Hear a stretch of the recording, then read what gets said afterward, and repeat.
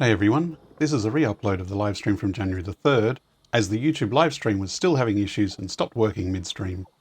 I put in chapter marks, including the chunk that the live stream missed if you want to catch up. The rest of my live streams can be found under the YouTube Live tab, or my Satisfactory VR Let's Play Live playlist.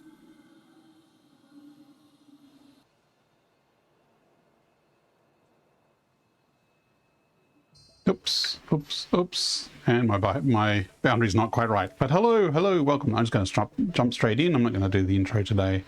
I need to make a new intro just for this playthrough, actually. Let me just change my VR boundary. That's better.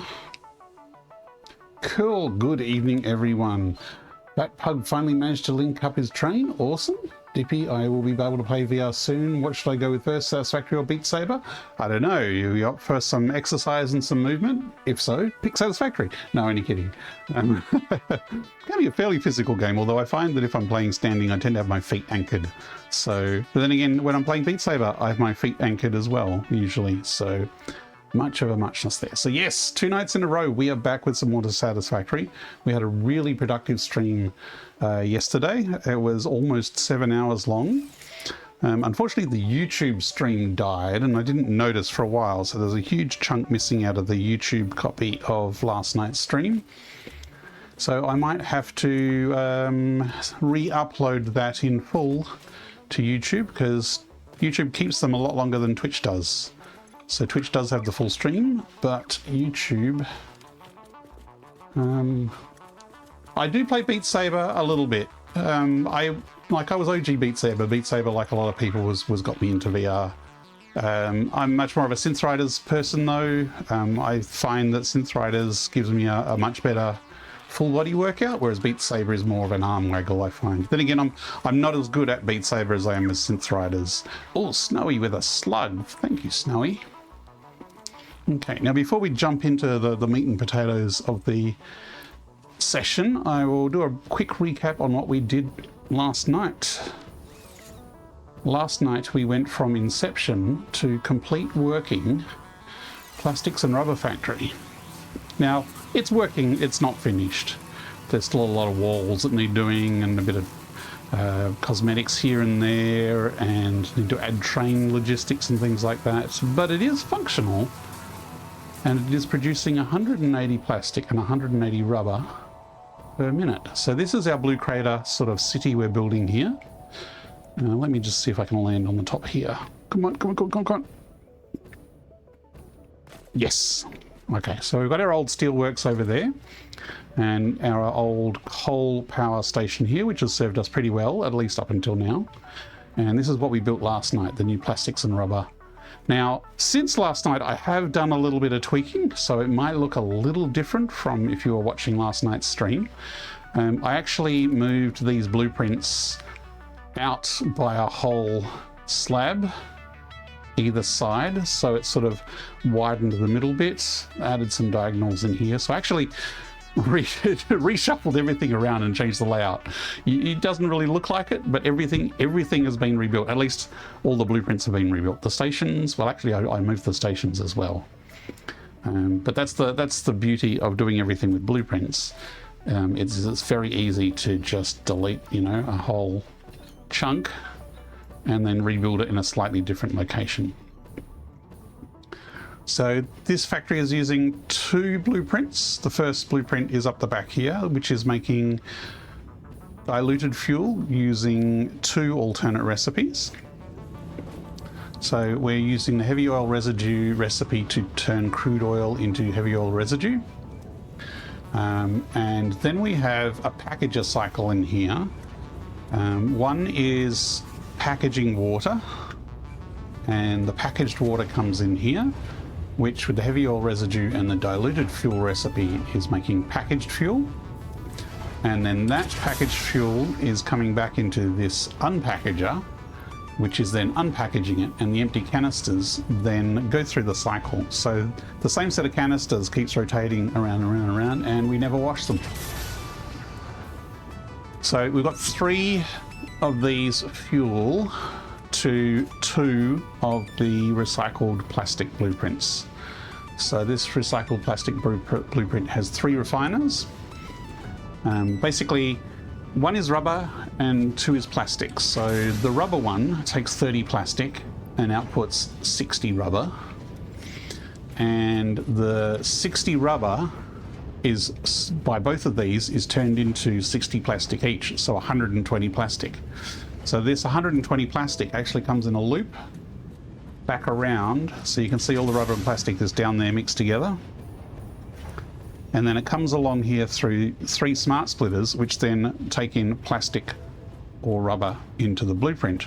So what you get is, for each of these blueprints, out the other end here, you get 90 per minute of plastic. And theoretically, no rubber. It should be an enclosed loop for the rubber. Should play the only VR game, Half-Life Alyx? Haha, troll. On this other side here, we've got the same blueprints, but we've tweaked it slightly. We've swapped the middle one around, so it is taking plastic and making rubber. So these make 60 plastic out of 30 rubber, and then we make 120 rubber. So we get rubber out the back. Now the middle logistics in here with the storage is just kind of thrown together. Temporary. Oh yeah, I did have throughput markers on here, but the containers filled up very quickly. So we have a lot of plastic and rubber. We are so swimming in plastic and rubber. You never finished Half-Life Alyx. And your VR headset back in. I mean, it's not the be-all and end-all, but it was a really good game and a really good story. And the last sequence was awesome. Well, when Valve has infinite money to throw at a AAA VR title that doesn't make a profit, and no one else can do that, then you end up with a good game that's hard to match. So this is the new factory. This plastic and rubber isn't going anywhere yet, but we're going to need computers which will use it later on, and there's a whole pile of alternate recipes. So we will need a lot of plastic and rubber, and this is just the beginning. So I kind of designed this such that we can vertically build up from here. So the more plastic and rubber we need, we just add extra layers on top and build it up. Now there is one problem with whacking down so many refineries all of a sudden, and that is that our power grid is looking a little stressed at the moment. We'll play it soon on Linux and not using Steam VR. That would be cool, having our Alyx working natively on Linux. So this is our power graph. Now, the blue line is as if everything is running at 100% efficiency, which it isn't, because I haven't perfectly balanced everything. So the orange line is the actual power we're using. So we're using about 3,200 at the moment. And the dark line there is how much power we're producing. Now, the reason it's wiggly is we have a bunch of geothermal generators in the mix. So the geothermal generators have a sinusoidal power out, or is it a sawtooth? Might be a sawtooth. Either way, they don't output a standard amount of power. So we have coal generators along here as our main power, and then we have a number of geothermal generators that are adding to the top with, which makes it a bit of a wobbly line. Now, to deal with the wobbly line, you use power storage. Now, I've built some new walkways around here. If we come down here under the station, we have a whole pile of power storage units. And I added some more of these on earlier today, so they're actually not fully charged yet. But these are basically big rechargeable batteries. So this will flatten out any power use. And if the consumption actually gets above production, these will actually start depleting, and it'll give you a time until they're flat, and then you lose the power. So by having this power storage, it gives you a bit more time to recover if you stuff up the power. Russ has never played Half-Life Alyx, probably never play it because it's very much not my vibe. It is a bit of a scary game. But it is a very cool game.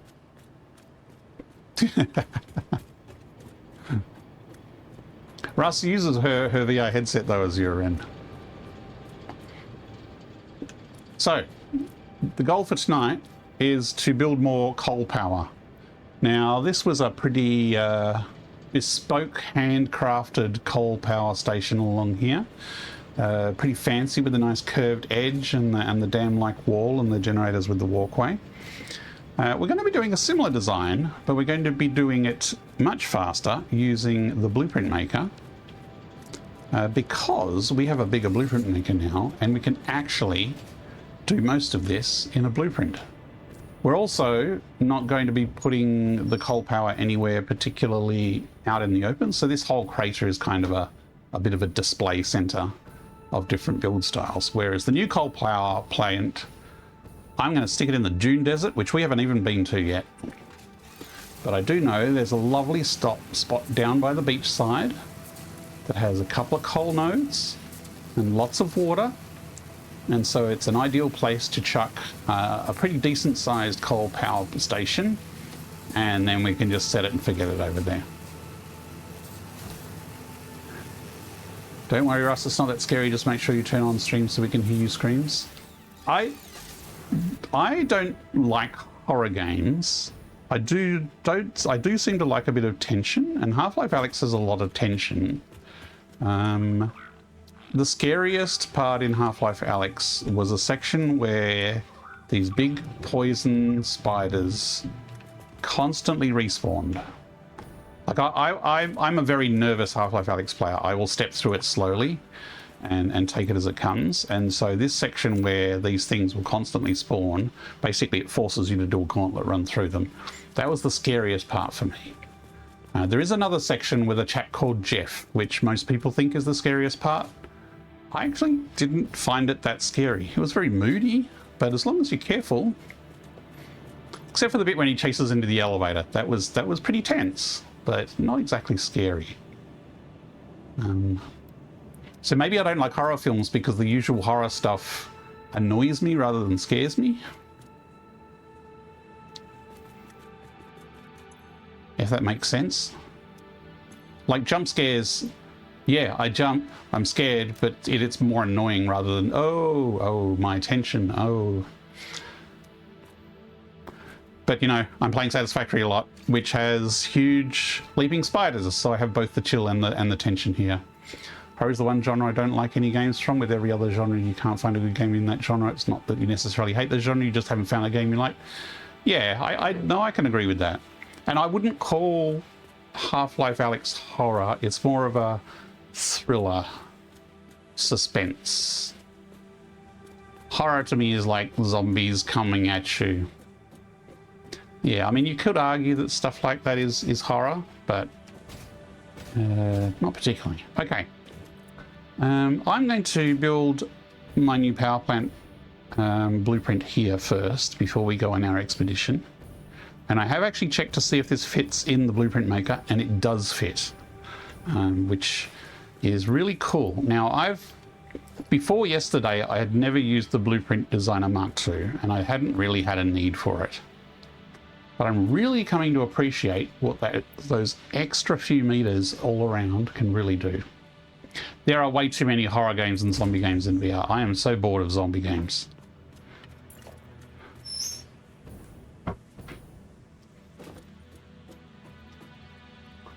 So not only can we fit coal generators in here. Oh, my thumbstick is nudging automatically. That's not useful.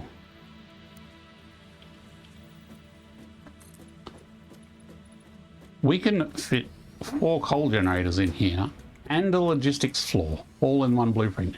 How awesome is that?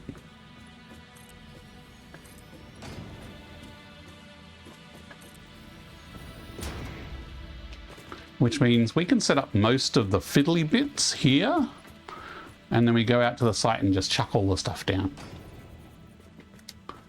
Vampires are faster zombies with better wardrobes. I'd prefer more vampires in VR. There's way too many zombies though.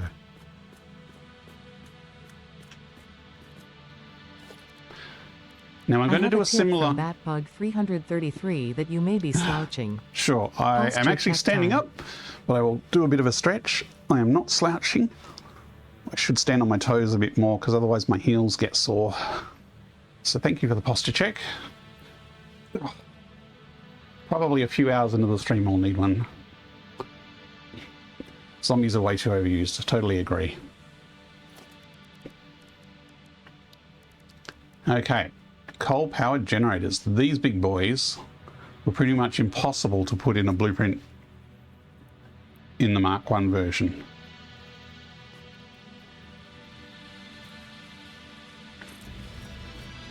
But here, you can fit 4 in. Because part of the reason is they're sodding tall. They are huge vertically.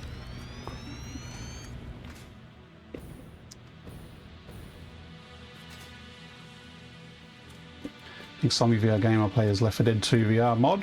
Oh yes, yes. I've actually started playing After the Fall recently. I wonder if the VR Vampire the Masquerade players have the same rep as TTW LARPers. Mummies are just reskin zombies, vampires are cool, spiders are mid.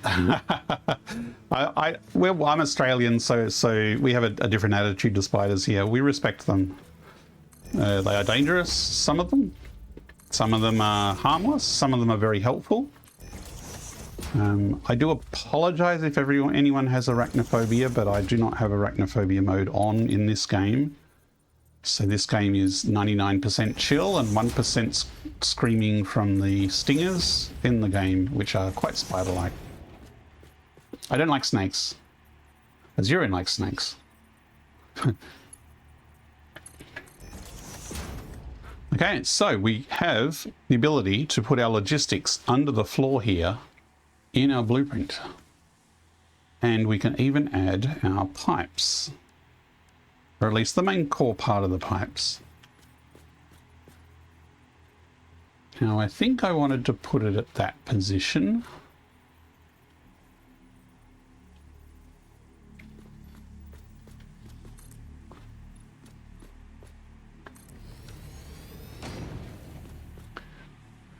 Real has no non-danger noodles, they're all spicy? Yeah. Only problem with vampires is how many weaknesses they have. Okay, so I figured out after all this time that if you want to place a pipeline junction first, if you want to put it vertically, you just put a wall there. And then it will actually sit vertically without you needing to snap it onto any pipes. I think I would have figured this out 1,000 hours ago or so. Because normally I would do a pipe across and then I would snap these and rotate them on the pipe to be vertical. But then they're not exact. They don't actually snap to the right position. When I say snakes aren't scary, if I saw one IRL I would run, but in games and media not really. Yeah, in games and media they're not so scary. I love snakes and spiders, and I'm an old Camarilla LARP player. Like Queensland and Northern Territory and WA all have cool pythons. Do they?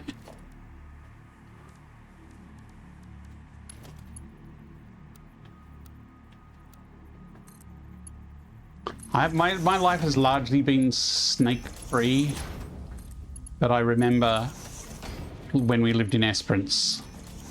It was a suburban house, wasn't out in the farm, but I remember my dad getting a shovel and there was a tiger snake out in the backyard and him flipping it over the fence into the bushland behind. Skeletons are only cool in armies. Ghosts. Okay, so I don't really have enough room for the down pipes in the blueprint, but they're pretty easy to add after.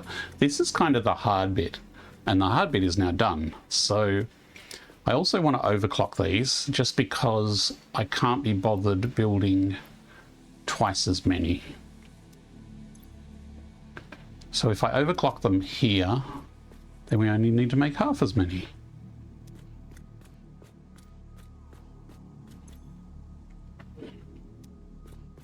WA has the smallest python species. Oh, okay. Do you like killer robots if they're written well? If not, they are bad. I play quite a lot of Helldivers 2 with my buddies. It's pretty much the main flat game I play. And robots is the enemies that we like going up against the most. Mainly because they're less annoying than some of the other enemies. Okay, now we can put some splitters down here and actually build our manifold in.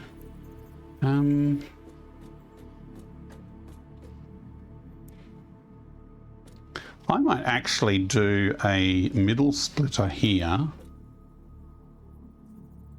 So these can be kind of load balanced within the set of 4.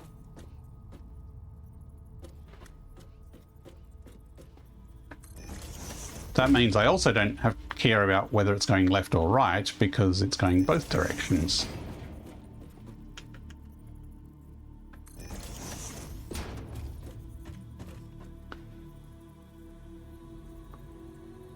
American with a shotgun.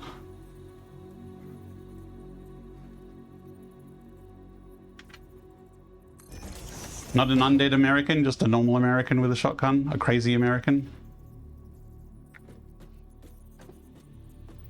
Ow! They're all forward slightly too much. Do I care? I'm going to be fussy.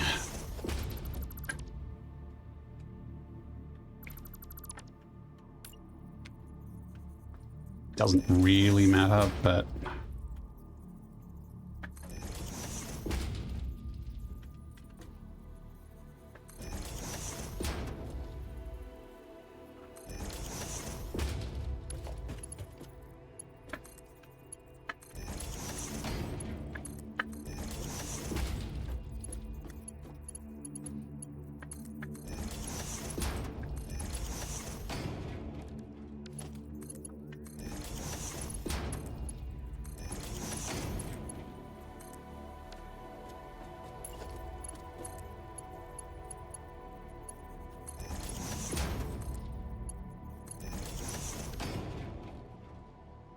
There, it's balanced.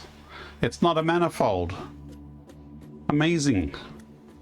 So basically, if you put 60 in here, 30 will go each way, and then at each of these splitters, that will split again. So 15 will go that way and 15 will go that way. So 60 in here will evenly split 15 to each one. There's a lot of variety in aliens as an enemy type, though. You can do a lot of different things.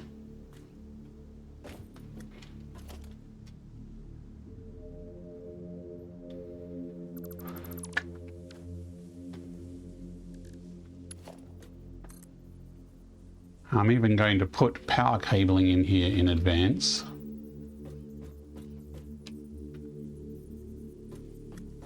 Why doesn't it line up straight?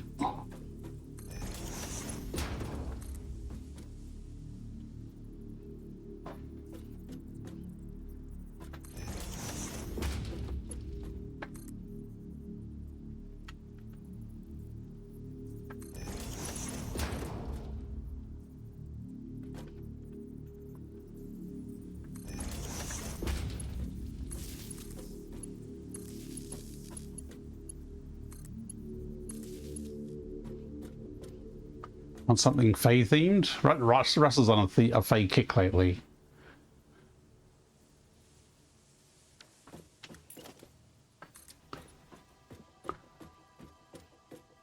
We haven't really had, like... Are there any VR games with evil witches or something?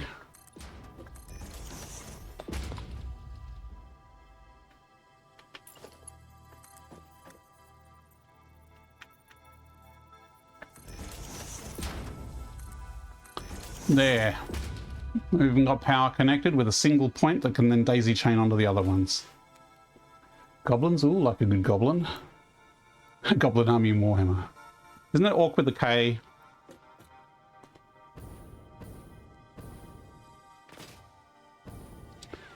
Now, do we even need this other foundation over here? I don't think we do. I think we just make this 4 deep.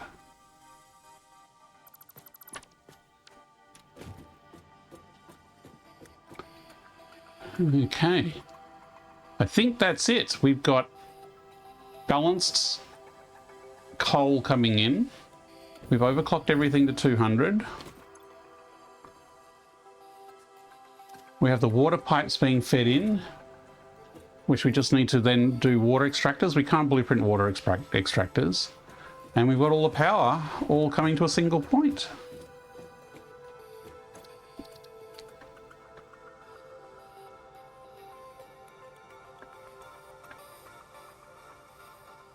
I think that's a pretty decent, reusable coal gen blueprint.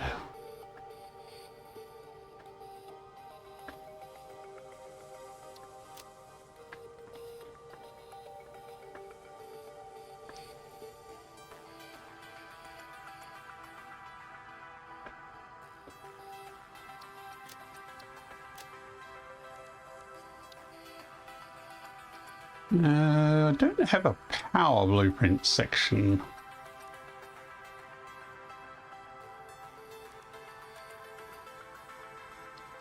I mean, I can add one.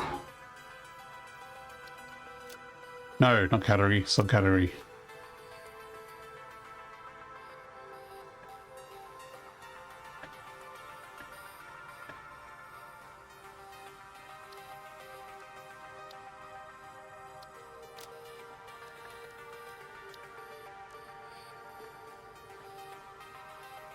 Because later on, I'm assuming we're going to have some blueprints related to power for nuclear.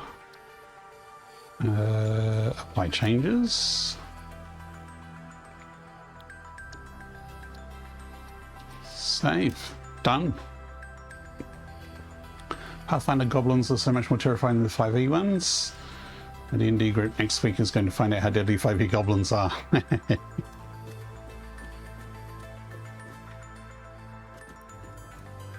Are they clever goblins?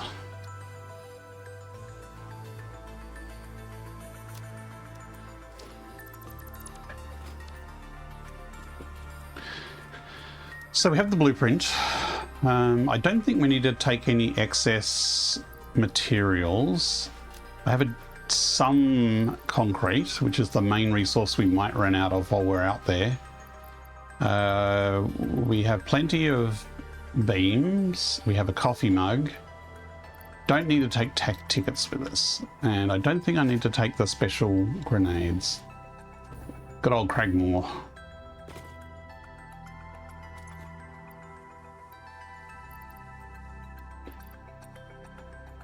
If I put my chainsaw away, I know I'm going to need it, so I will leave it there. I think that's fine. Actually, let's get rid of that. And I might need some more explosives, so let's build some of those before we go. I don't have a factory yet for Nobelisks, although I can build one, so we should do that sometime. Might have been a priority though. Ooh, Cthulhu Pirates. Ukatoa.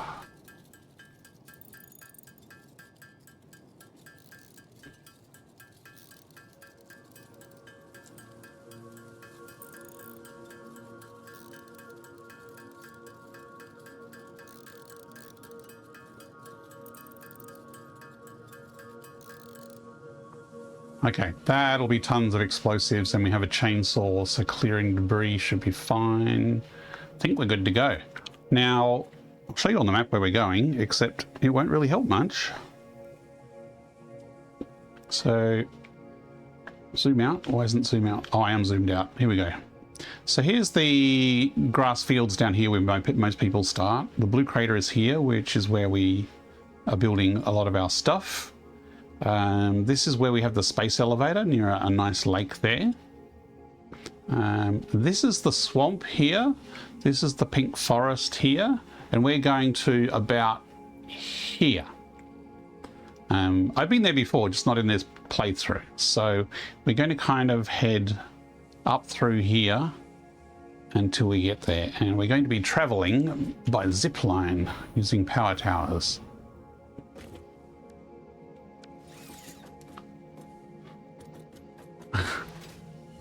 Some people might get the Ukatoa reference. I reckon Russ might get the Ukatoa reference.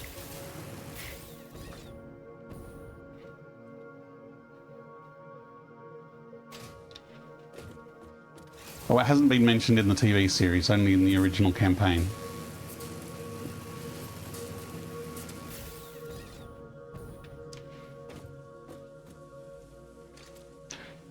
We are traveling by... Well, actually, we're going to be doing by jetpack, but we're going to be plonking towers as we go. And these are going to be temporary towers. Wow, that's pretty thick forest. Maybe I shouldn't have come this way.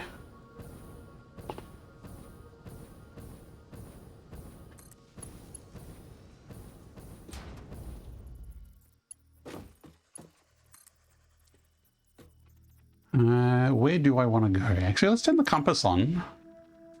Okay, so north is that way, so I kind of want to head that way, or... Whoa! Okay, there's someone local who doesn't like me being here. Right, a couple of sulfur hogs. Let's pick a direction. Let's go this direction. Before they shoot me again.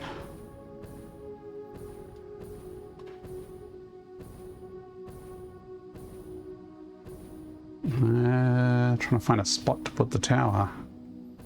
Can I put it there? Too far, damn.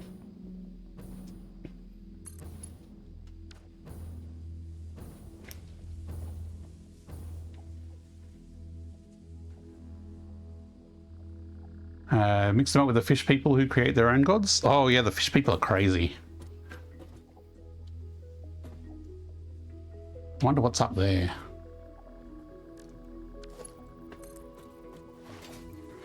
There's also a lot of hard drives up this way that I haven't collected.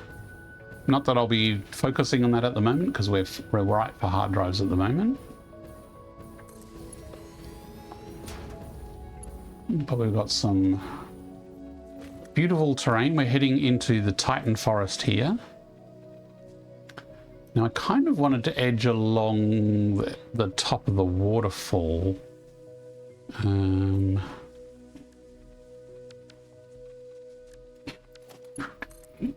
Not sure where that is from here. I think I'd have to go through there.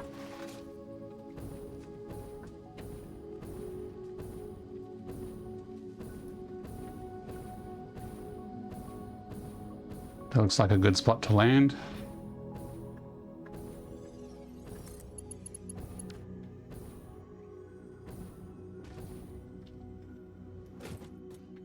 There's another sulfur hog down there.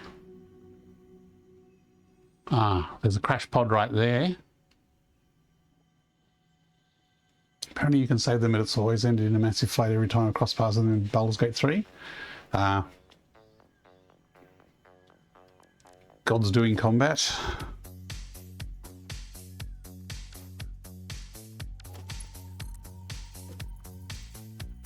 I reckon if we go over that, is that another drop pod there? This Titan tree is in the way.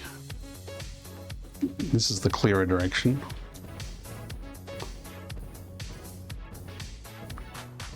This might be quicker to actually put the tower down and zip.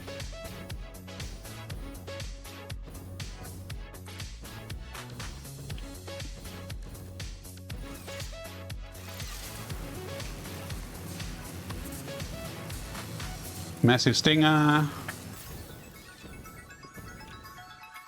Wonder if he saw me. Oh, radioactive hogs. Oh. Let's get out of here.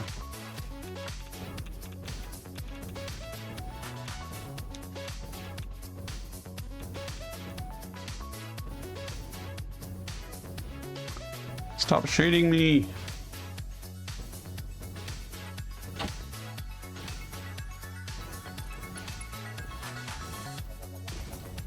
Aha!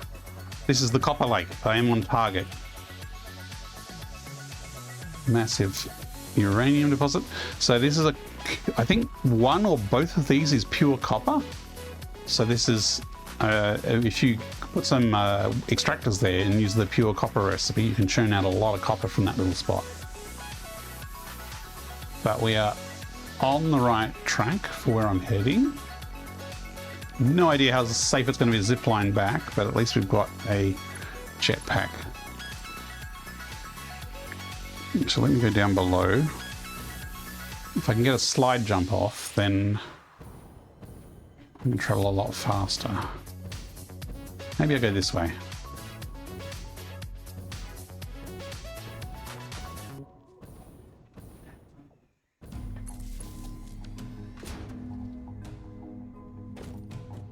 Ha! Another drop pod. And I think the swamp is over that edge there, so I'm pretty much close to where I'm aiming for.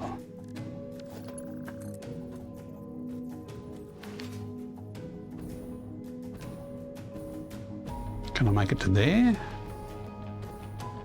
How about there? Oh, I can make it to there. That's a good platform. At least it will be until... Oh, look, there he is. I was going to say, there's bound to be an alpha hog of some sort there. All stingers. Hey, look, there's the edge of the desert and another drop pod.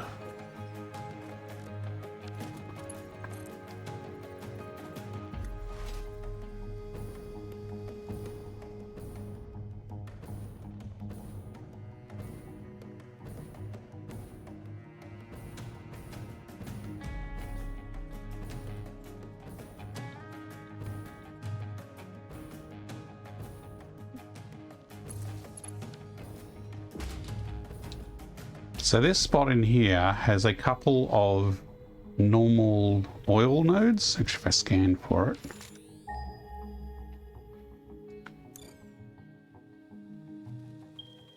Okay, over there. Oh, close to where I wanted to be. Okay, just over the hill is where the oil nodes are. Actually, it's a bit dark. Let's turn on the flashlight.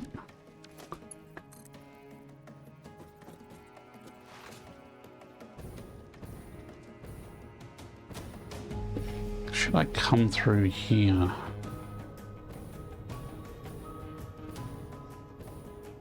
Maybe not. There's plastic on the ground, which means there's another drop pod around here somewhere.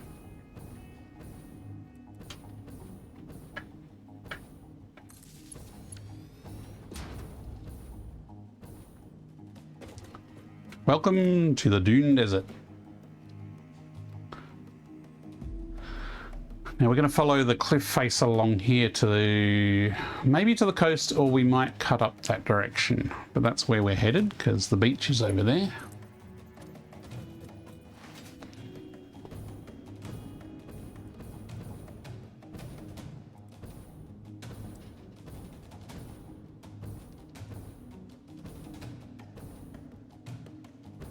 Is that too far? Oh, there's that. Oh.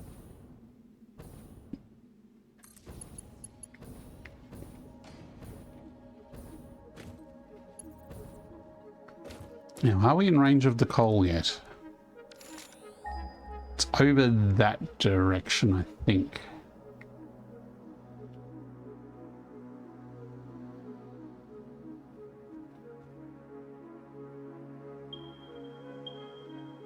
Ah, I was right. There's apparently coal that direction as well.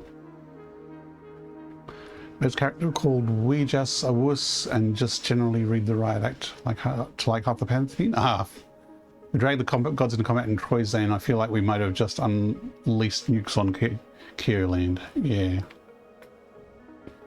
Just trying to think if we fought any gods in our D&D campaigns. I don't know if we've got that high. Although I did play the son of a god at one point. Oi! Rude. I'm trying to have a drink here, trying to hydrate.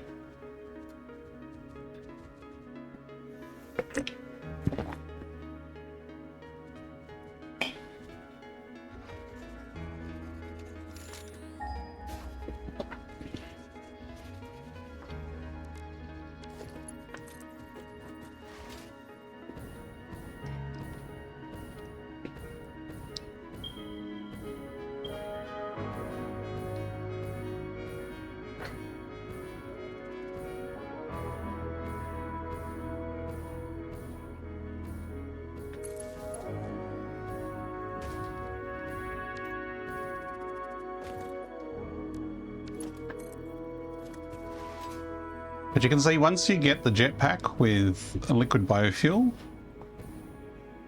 how quickly you can cross terrain and explore places. Especially with the power towers, which I think I've come too far. Up there? How about down there? Level 18s are pretty powerful. Cool.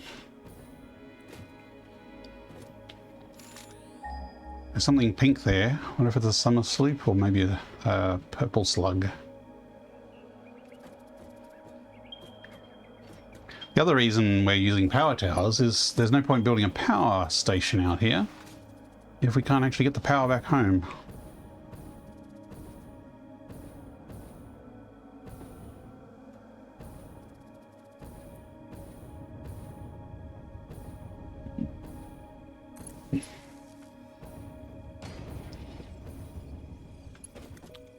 So many slugs and things.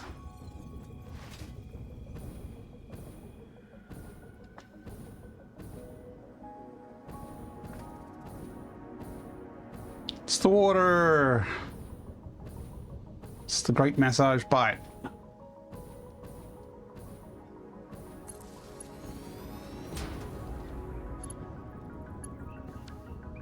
Except the cliff actually doesn't go down to the water. There's... oh, what's that? Iron? There's coal, and there's another coal. That's where we're headed.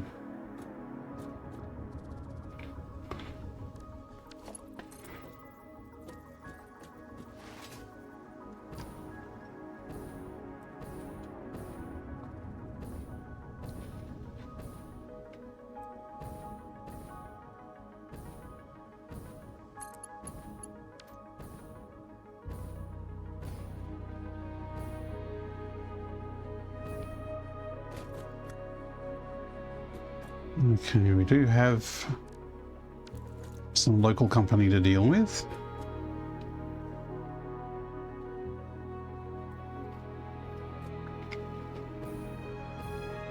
Are they just little ones? I think they're just all little ones.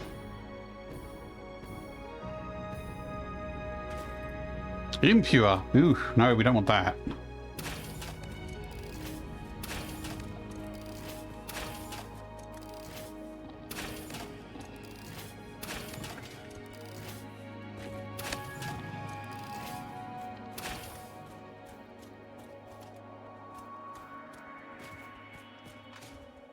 You gonna come out from that rock? Ah! I'm out of rebars.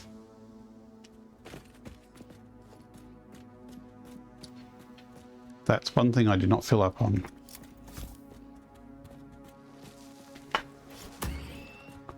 It's in his mouth. Farewell.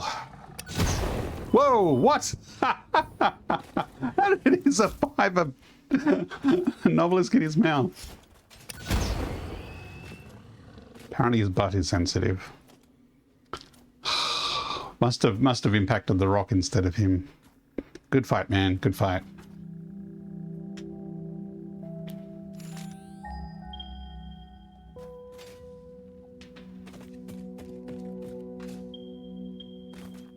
Impure. Oh, is it further up the beach?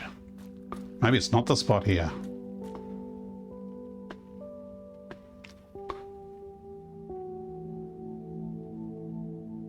Those are the ones, normal and pure. Okay. It is further up the coast. I might as well run the line along the beach. Well, his mouth was invulnerable.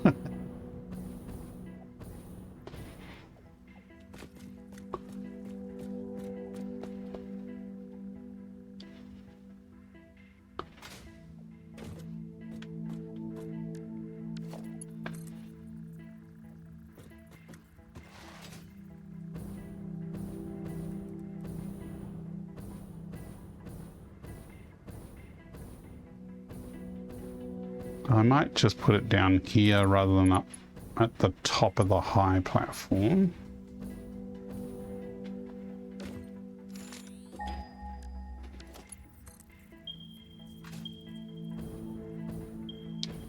There they are.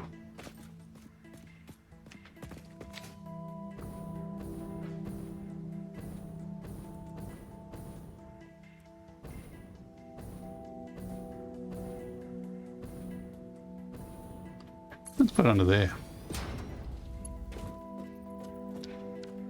We're gonna need some rebars. Unless...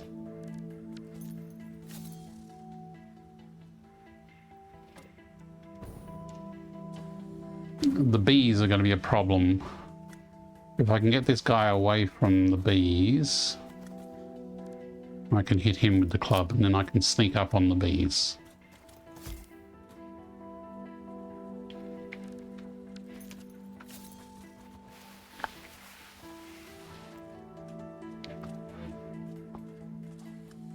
As long as you're crouching, the bees don't sense you.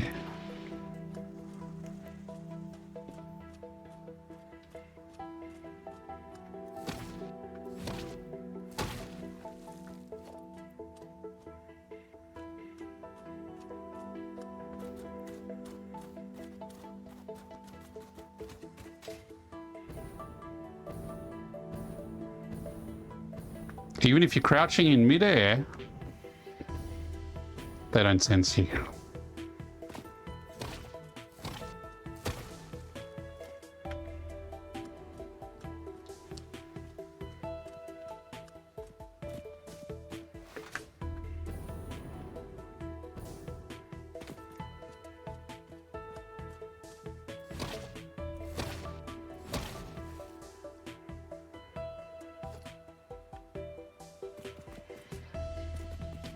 Okay, now these ones better. Pure, thank you. Normal, yep, these are the two. Probably should go poke him. Let's see if we can avoid him. We do have a little bit of a cliff face here.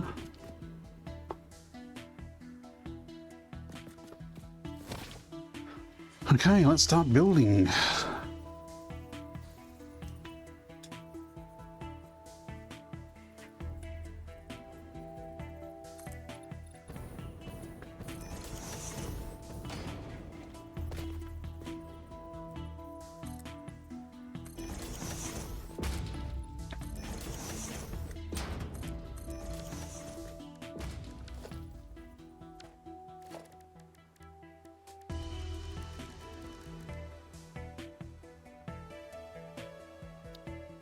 I didn't make any portable miners, so I will need to rectify that.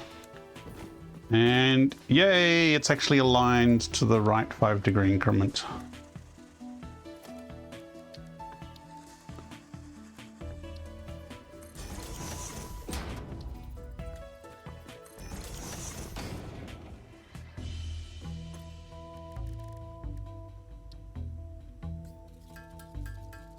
Actually, I didn't need that bench at all. It's just this one I needed.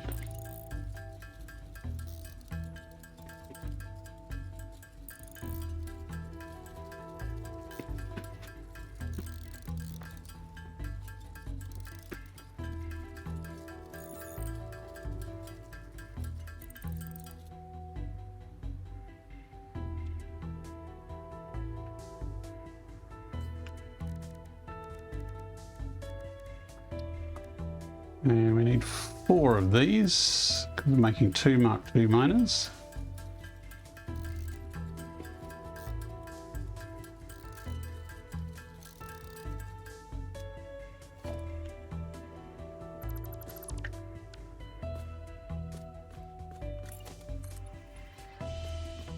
Okay, there must be a little deposit.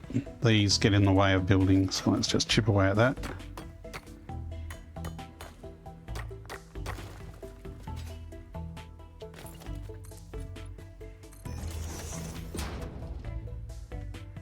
Okay. Has a sneaking suspicion we're due a Twitch ad soon.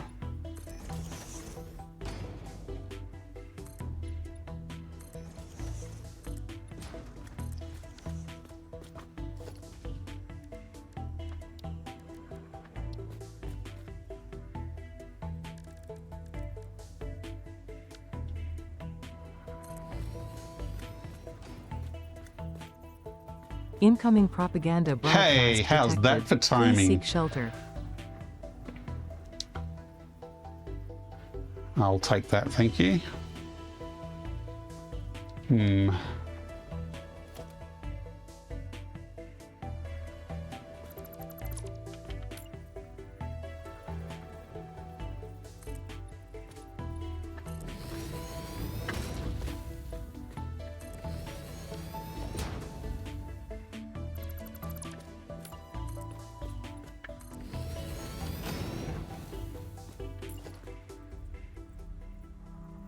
Hang on, it is snapping. Okay.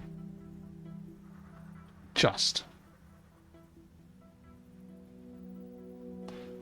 So if your foundation is too high, you can still snap to the mine by revealing the bit below and then just aiming at it, and then it snaps no problem. So you can actually make it as high as you want then, as long as you can cursor point at the side of the deposit, it'll let you do it. Okay, that is Twitch telling me it wants an ad break. So I am going to... Where's that spitter gone? I'm sure I'll be safe back here, right? He won't wander up here and eat me while I'm on an ad break. Okay, gonna take a short break. I'm gonna have a drink and a bit of a stretch, and we'll be back in a few minutes. We'll get this build popping. No horizon feed, go away.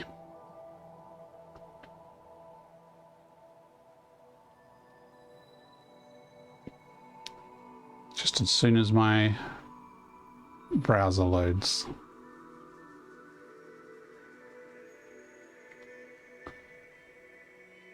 Hey, there we go. It's actually fairly snappy today. It was terribly slow last night. Back in 3.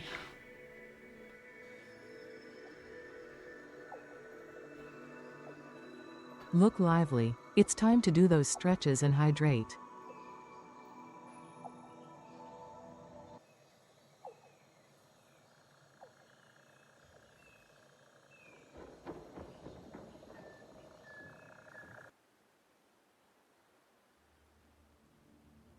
And we're back. Okay, we are a long way from home. We are out on the edge of the Dune Desert, on the coastline, setting up a new power station. You hate fluids. Well, fluids are useful for getting clean, and you need to drink lots. But I assume you mean in Satisfactory. I am fairly confident with fluids, and I'm actually learning more about them even recently. Like, I had a problem with my last coal power in the last stream, and it turned out it was just head lift. My pumps were actually too small. Apparently size matters. Since I put the Mark II pumps on it, they've been perfectly fine. So, our home is all the way down here. So we have just travelled by jetpack and power tower zipline up through the Titan forest here. And then we've cut through the corner of the Dune forest to the corner of... Sorry, not the Dune forest, the Dune Desert. Dune forest would be a pretty funny place. You need to transport your fuel up a bit. Ah, yes. Well, that's what pumps. How did you get this to run in VR? I spent 1.5 years making a mod for it. 2 middle names. That's how I did it. Yes, it's a total conversion. So full VR controls, custom VR menus. The game is completely playable in VR end to end. It's not too hard to get working now. If you're interested though, just do !mod info in the Twitch chat and it'll give you a link to the mod download and more information about it.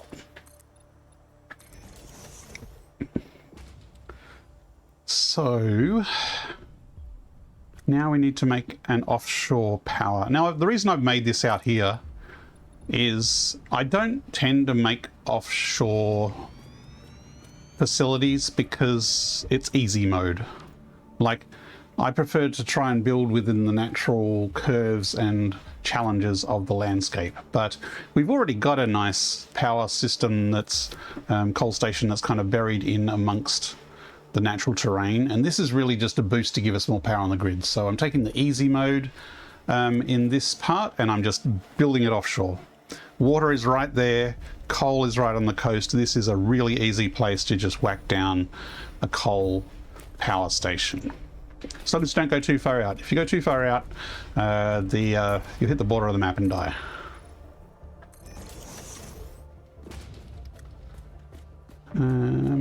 So I probably don't want to go too far out.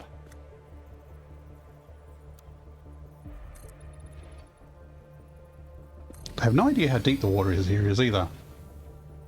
That's amazing. Okay, what are you working on? Coal power. Yes, I'm in phase 3. I just built a decent sized plastic and rubber factory in the last session, and my power graph is suffering a bit.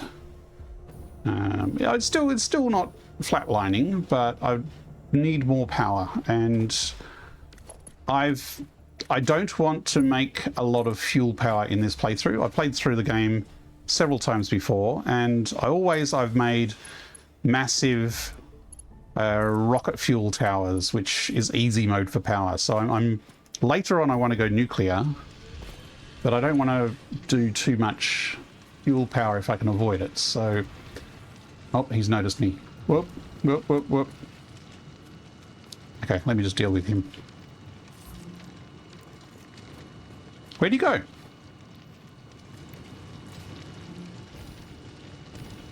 No, he's distracted.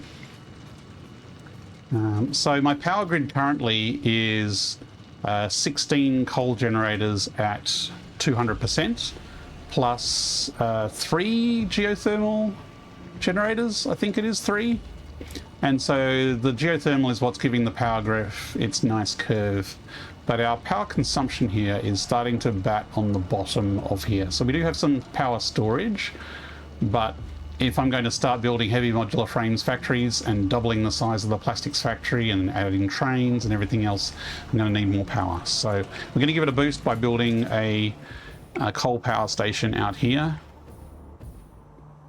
We've got a blueprint, so it should be pretty easy to do and fast to set up. I've just unlocked the Mark II blueprint maker, which I've never used before, and it's kind of exciting to use it.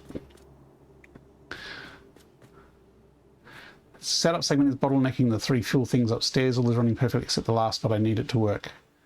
I realized one of the issues, I had one of my refineries outputs full because the polymer resin belts had a part of Mark III. Yes, so you do need to deal with those pesky byproducts. Now this is kind of above the water surface level here, but also not always above the surface water level here, so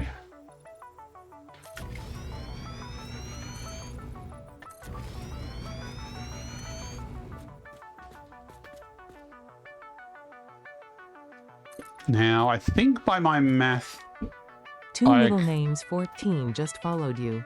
Thanks for the follow, Two middle names 14, and welcome to the channel. 2 middle names 14? Oh, thank you for the follow. Welcome to the channel. To the last fuel thing from max overclock to 150%, and now it's max efficiency. Cool. So I've got a blueprint with 4 coal generators on it at 200%. And I'm going to be making 6 of those, which will give us 24 total at 200% each, which is going to be 3,000 and something power. So should have a decent amount of power from this, at least at this early part of the game.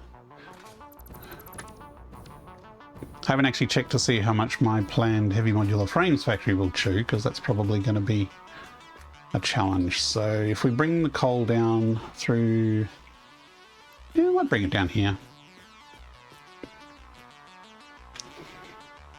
So let's start here in the middle.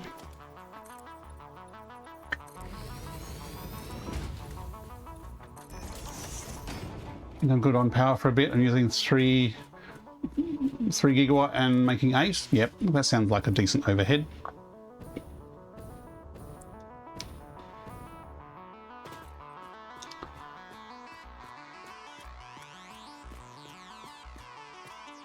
Now for each four coal generators at 200%, we need 3 water extractors.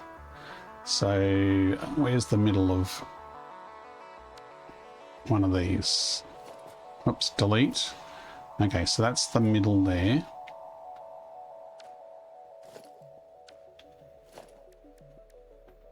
So if you put a wall there like that, when you hold the snap button, the water generator will actually snap nicely directly onto the wall that you're looking at.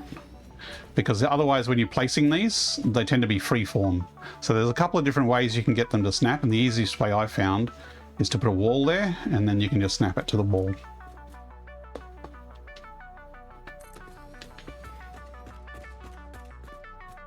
That way they're all perfectly lined up with each other and the grid. Coal generators are false advertising. The coal is easy, but the water is the challenging part with coal generators, absolutely. And it's people's first encounter with coal, so it can be a bit, I mean with water, with fluids, so it can be a bit challenging.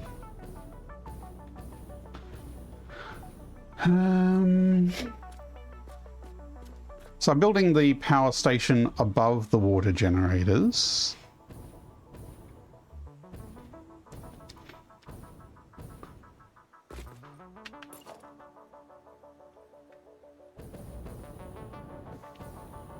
I'm just wondering what height to do it at. I mean, that's a pretty good height.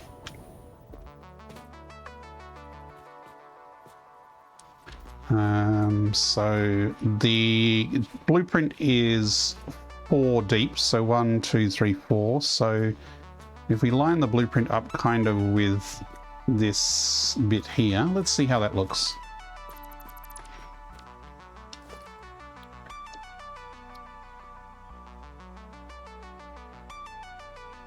Not using that one anymore, I don't think.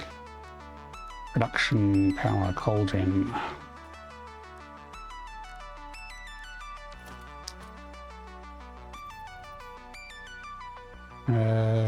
And the water, which way do we want the stacks around? I think we want the stacks facing front ways.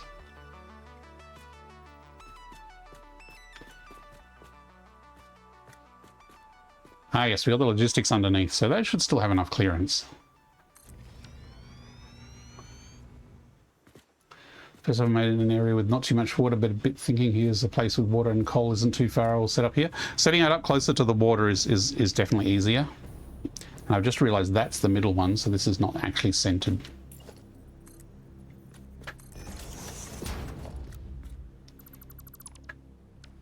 So Mark II Blueprint Maker is big enough to fit 4 coal generators with a logistics floor,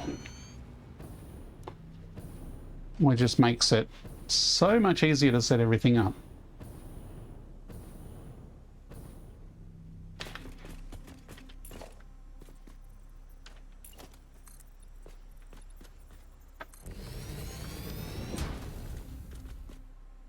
I probably will want an extra border along the front here.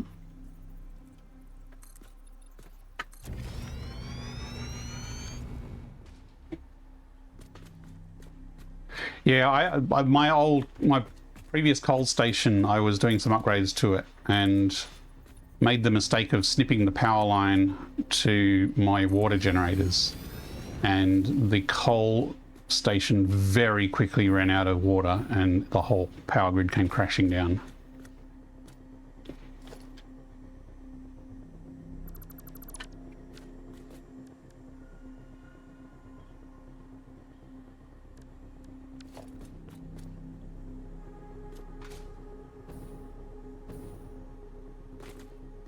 Now, if I can get that to line up with the holes, that would actually make things easier.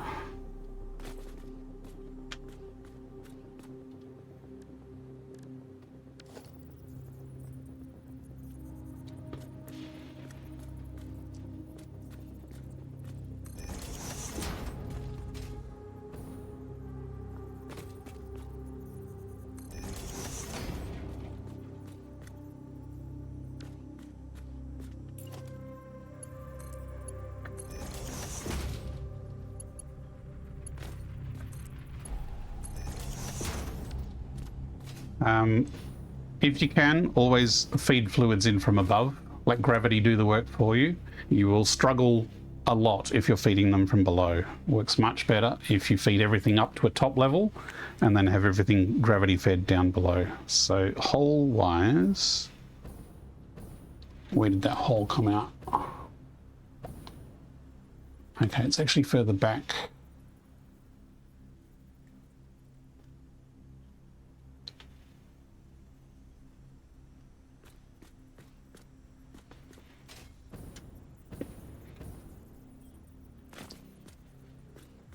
Did I fit it right underneath? Oh, that's pretty lousy.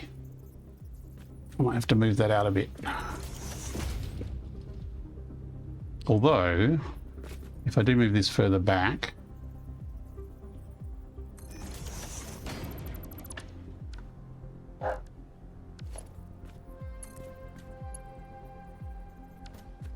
yeah, I think that's in the perfect spot to not be lined up.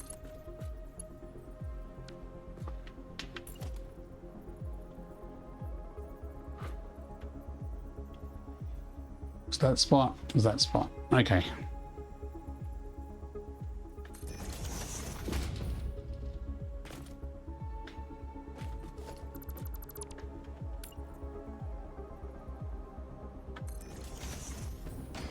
Why are you running 2 pipes if you already have Mark II pipes unlocked? Because this is symmetrical, and because I wasn't planning on using Mark II pipes. I'm sort of replicating what I had already set up at my main base, which didn't use Mark II pipes. So yes, I could do everything here with Mark II pipes. Actually, yes. A single Mark II pipe would do it, yes. So it's mostly a stylistic choice.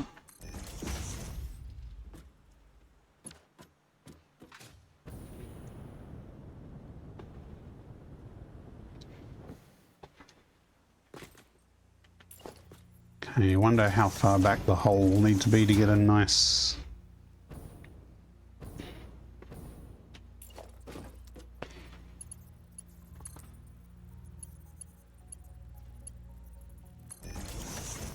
Okay. That will be enough, but I would have to put the pump vertically, but I think I prefer that spacing.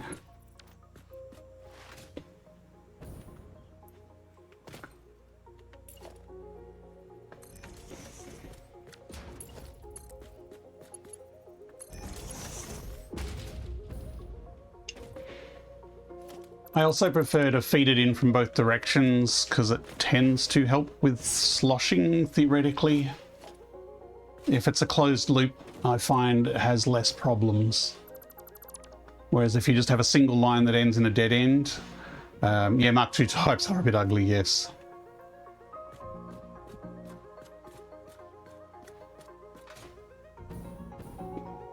Okay. Pumps are under here. Now I'm using Mark II pumps because they look better than Mark I, and I've already had head lift problems with coal factories because of Mark I pumps. So Mark IIs. And again, yes, I could combine this all into a single, actually if I do the power right, no, that'll be fine. If I had them as a single pipe, I would only need one Mark II pipe pump. So I'm slightly less efficient because I'm using a double pump here.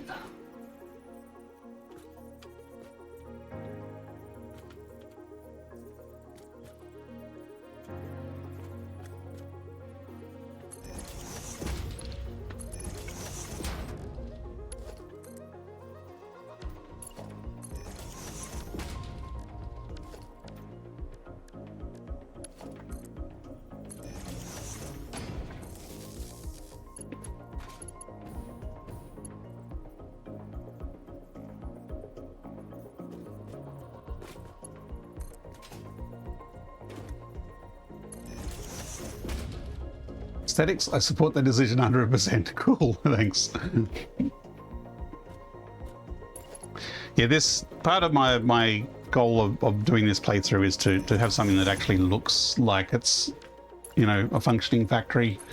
with some design thought put into it, rather than just having floating platforms, which has been challenging because the architecture tends to take longer than building the functional factory. Although I'm finding efficiencies with the Mark II blueprinter, because the Mark II blueprinter I'm finding gives you a little bit of wiggle room to fit some architecture into the actual print that you're making.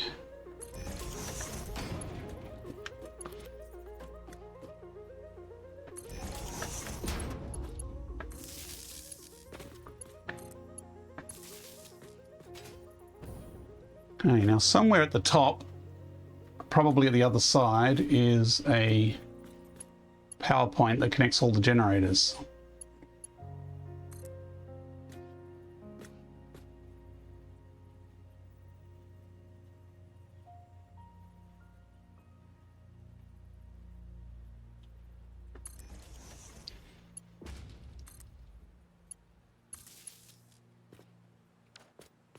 I've just realized the coal needs to come down the side and feed in the back. So bringing the coal this way isn't actually going to help.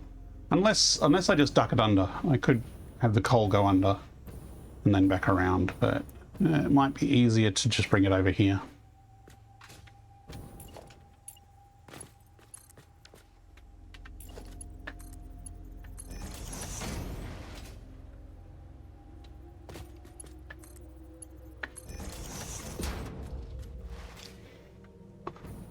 Okay, so that's one done. Still need to get the coal in those, so it's not all done. So if we leave a gap here, this line here can be where the coal comes in.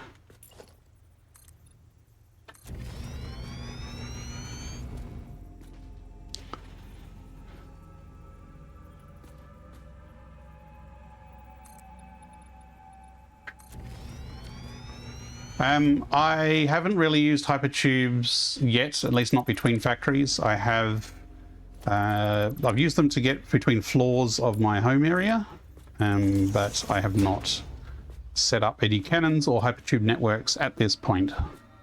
Most of my factories are very close to home, so I've just been ziplining everywhere. Zipline is pretty fast for shorter distances, and ziplining is quite fun in VR.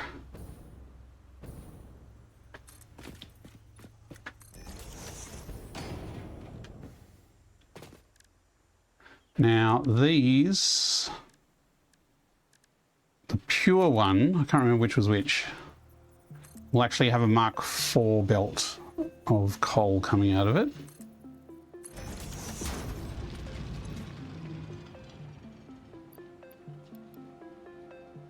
That'd be that one.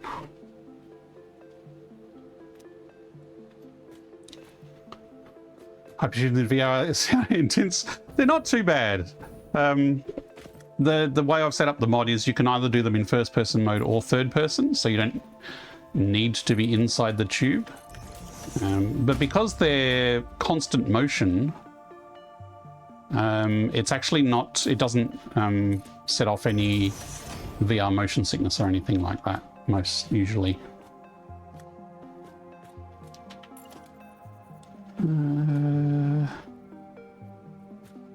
Probably want that a little higher.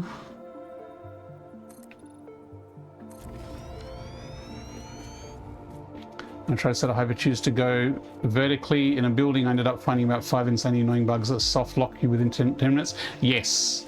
I built my last single player playthrough. I had a massive hypertube network, and every single entry and exit was a floor hole, which worked flawlessly before update 8. Actually, no, during update 8 worked flawlessly.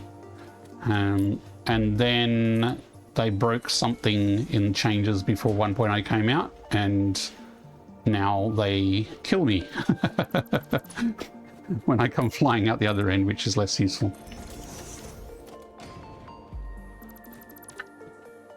And I'm still trying to find a workaround to actually get them to not kill me. Ah, that should actually be that height. So I'm still too high here.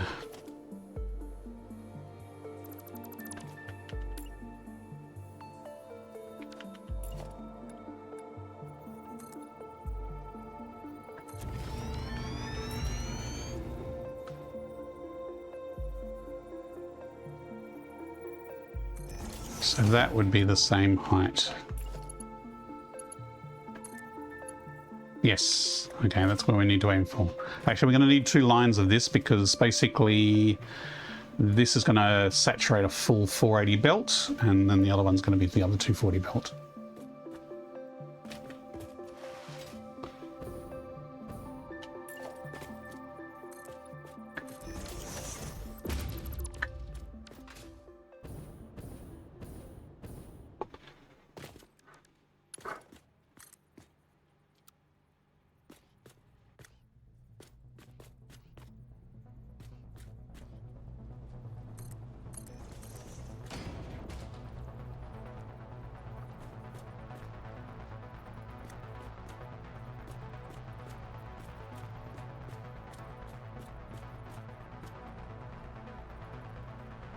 I think I'll have this come out and then have a lift down.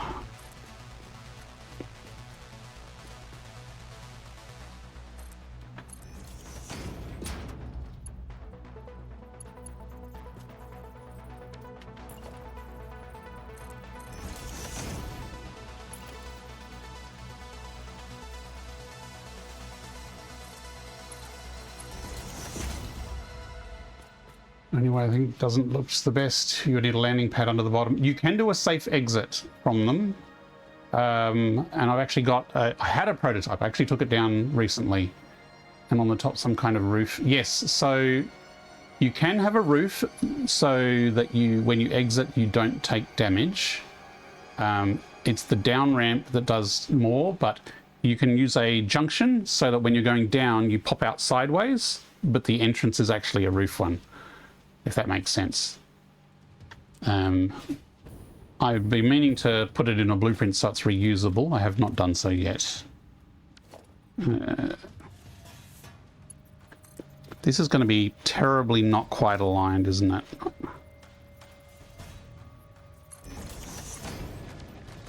I'm just going to have to tear the whole thing down and move it across 1/2 meter. Well, a meter. Or I can just put a wiggle in.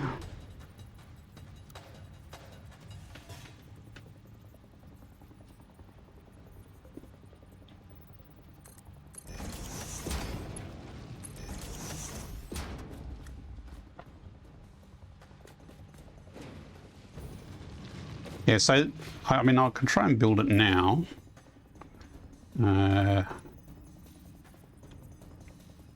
See if I can remember to do it. Out in the middle of the nowhere, we're going to build a hypertube.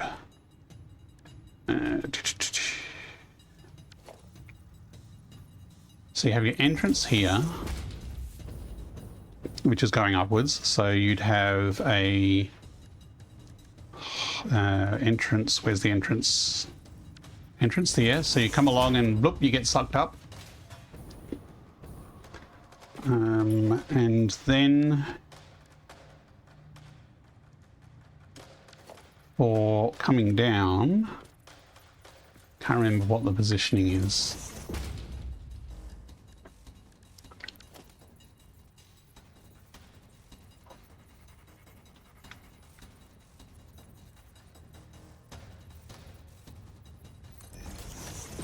You have this here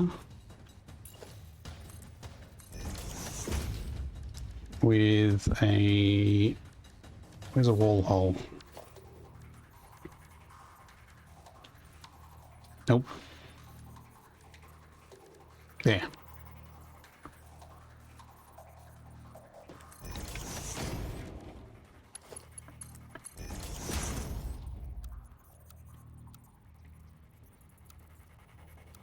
Wow, even Noodle doesn't like it.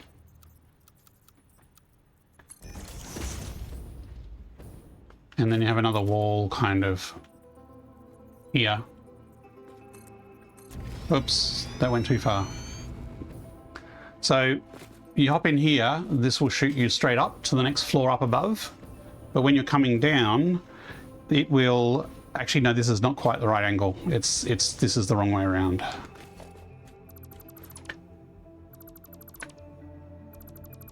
It's actually the other way. Batbug333 has submitted a request for you to hydrate. It's actually... I need to rotate it the other way. How do I rotate it the other way?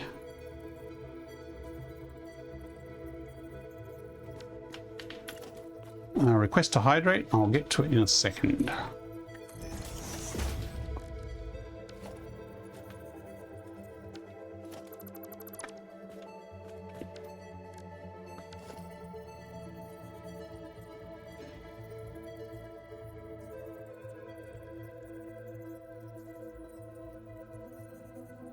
It's kind of like this.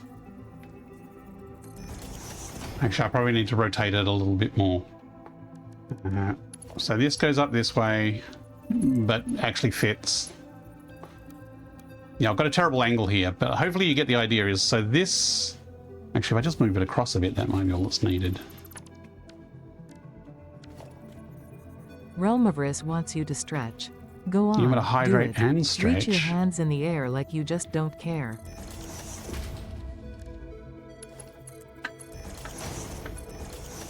Wow, that's a mutant. Whoa, that is a mutant.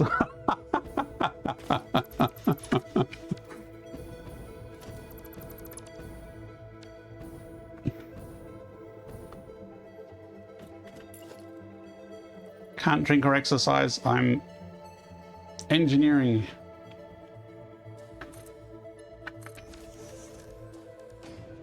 No, need the other hole. I'm hyper focused.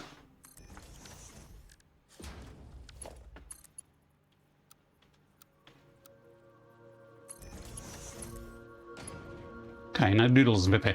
The spacing on here needs a little bit of tweaking, but this is the kind of thing. So when you come in the bottom, you shoot up here to the top, but when you're coming down, this is the priority path. So you come out of here, you pop out here, and then you fall down to the floor. And the fall won't do any damage, but if you come straight down, it will slam you into the ground. And that spitter has spotted me. Does that make sense? And does that help in what you're trying to do? Or you can just stick it so it comes out of the wall horizontally and it's much easier. But using these junctions, you can have it so that coming back a different way will do a different thing. Okay, so we have a hydrate and a stretch. So let me just have a drink first.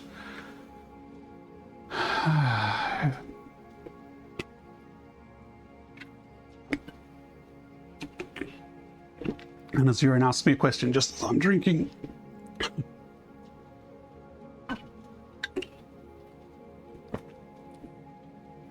Does solo count as hydrating? It's supposed to quench my thirst. Okay. Oh, hear those knees creak.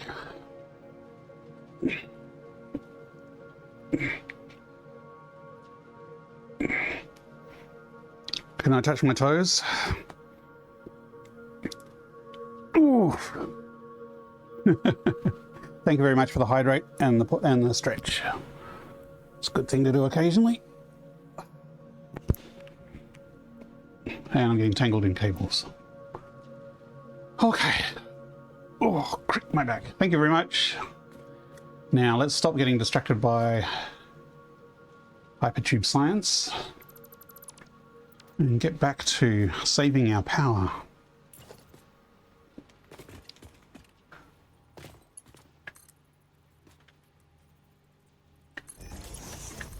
I should probably make sure these are Mark IV. Yes, they are. And that's a Mark III, but that's fine.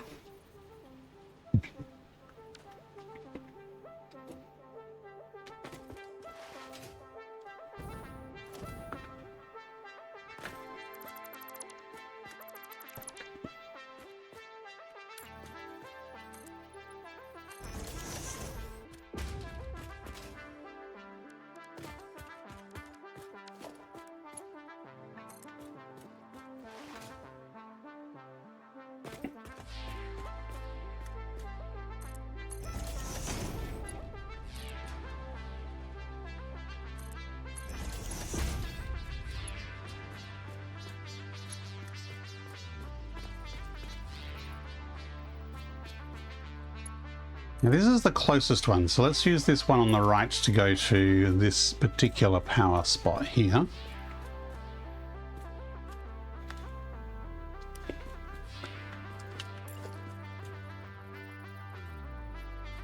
If I put a splitter right there, it's going to be in the way of everything.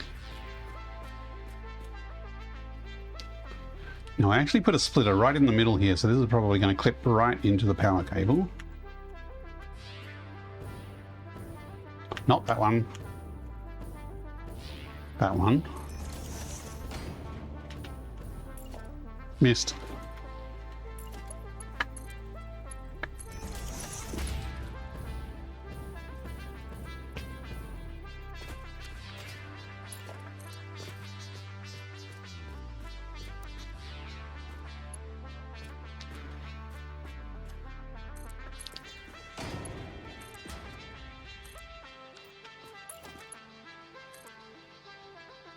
So when would I like dinner? I would like dinner when it is ready. Any time is fine.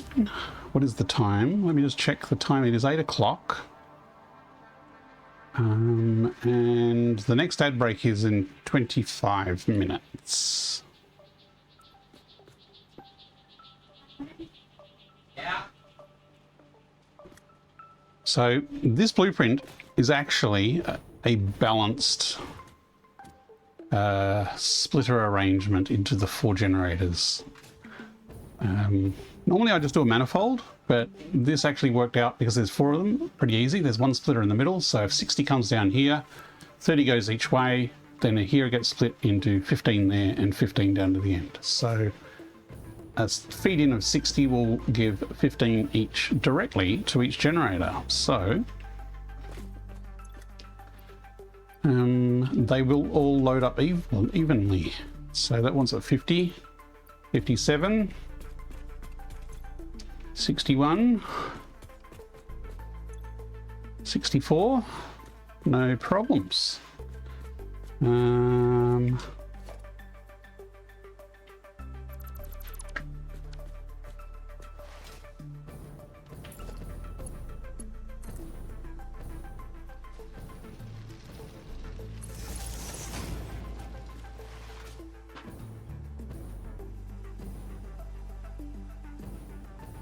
I'll just whack a power connector on the edge here and I'll do something a bit more permanent later on.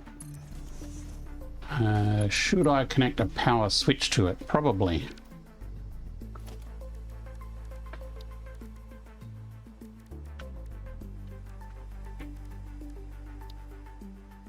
Hang on, power, there it is, power switch.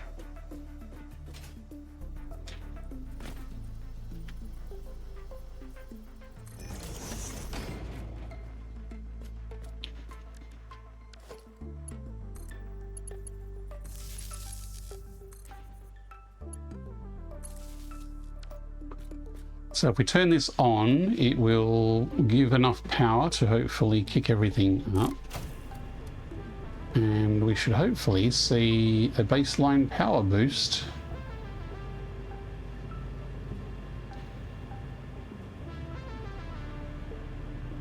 I mean, the low point there was about 3.2.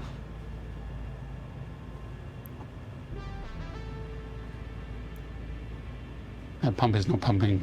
Why is that pump not pumping?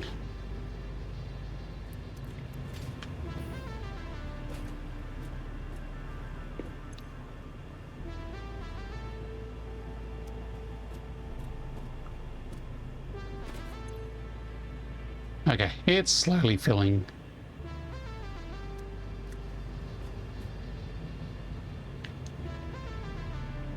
The one up the end is pumping.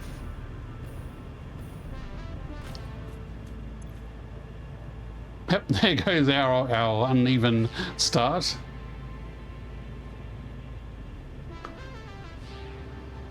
That's what we don't want long term. Yeah, this pump is slowly kicking into action.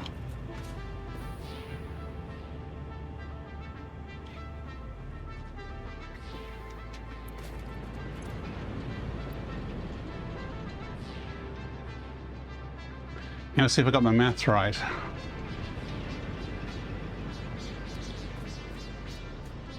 So all we need to do is do that another 5 times, and we have a decent sized coal power upgrade.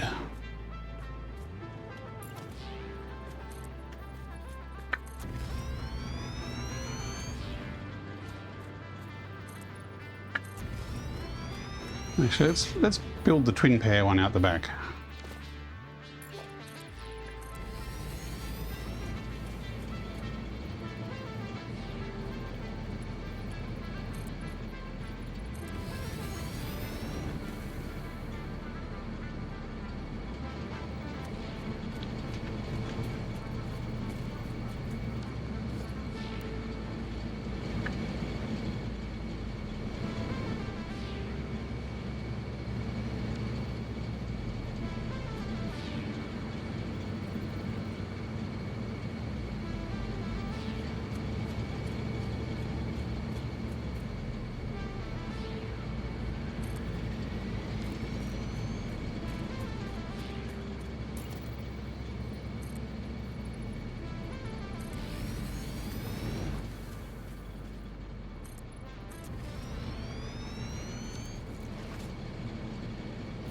So spacing wise, we have 1 slab either side for the pipes, and then we'll leave a gap. So 1 slab for the pipes. So we're going to do another one. We would do, this is the gap. This is the pipes. And then we can stick the blueprint here.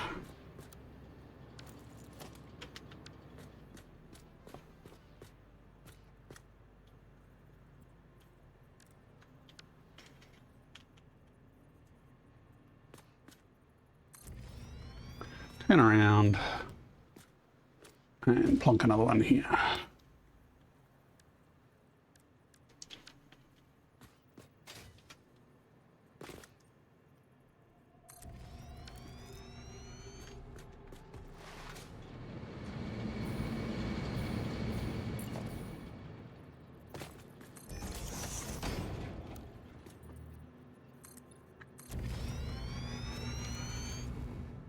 I don't think we want that.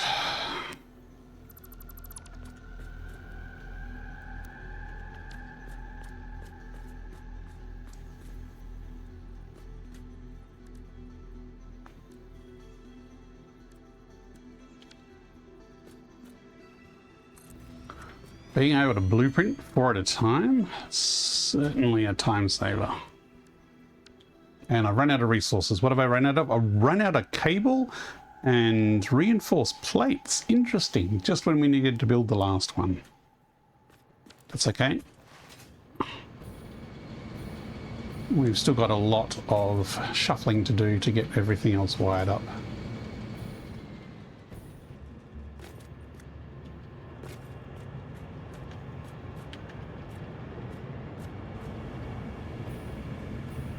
And we need to build a ton more water extractors.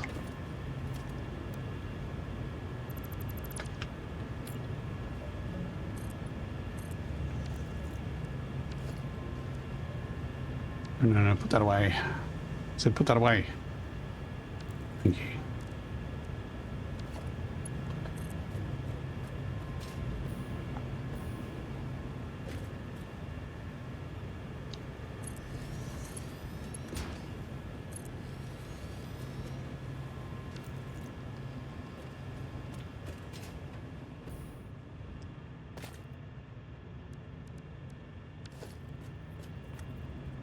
I'm almost wondering if this needs to be a meter higher. No. Ooh, okay, it's just a bad height.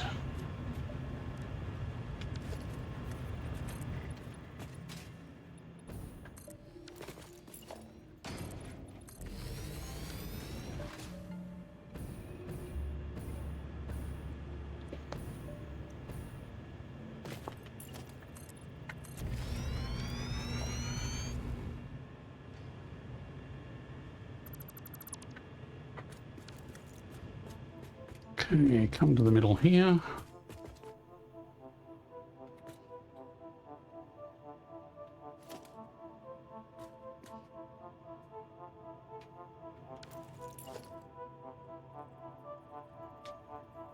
Snap the extractor on. Snap. Snap.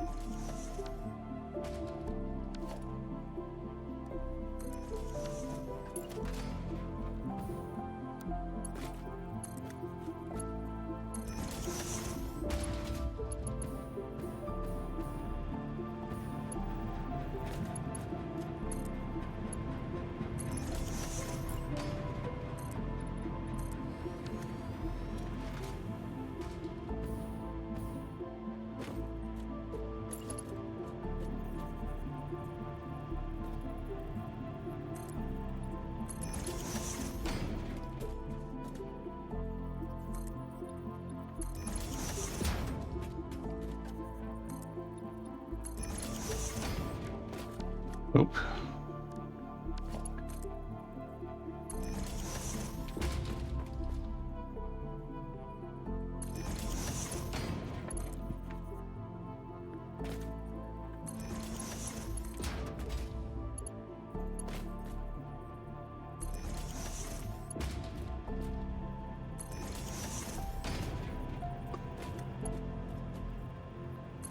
Oh, missed. You know, I'm tempted to just connect that to there. So all the generators can have a power loop down here. And that way we could isolate just the generators if we wanted to.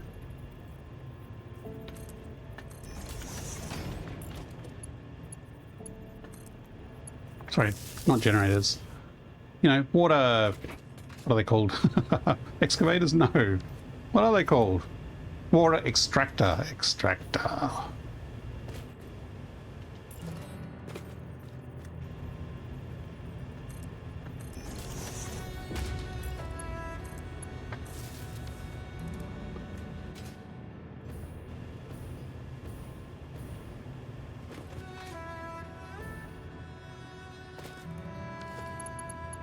This here, which is the generators above. Oh, look, it even reaches.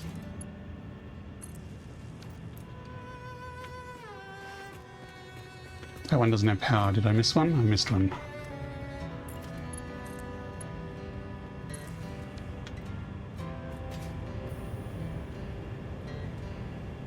Did I miss another one there?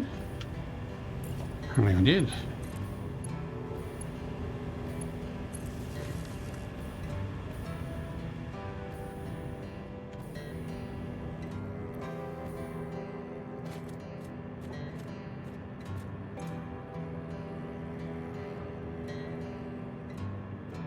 Waiting for the water to come up.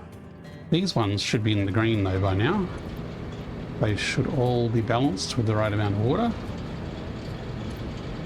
Yes! At least, you know, it's not empty.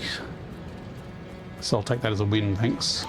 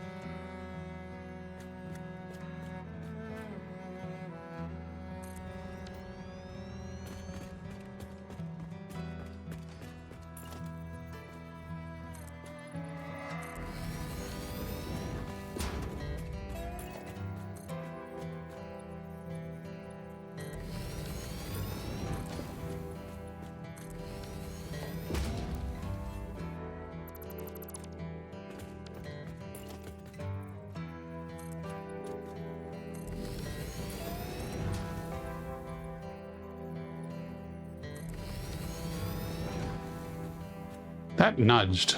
That's... I have a little bit of stick drift with my right controller, unfortunately, so every now and again it throws a nudge at me. Okay, what have I forgotten of this last one? Oh, that's what I've forgotten. That would do it.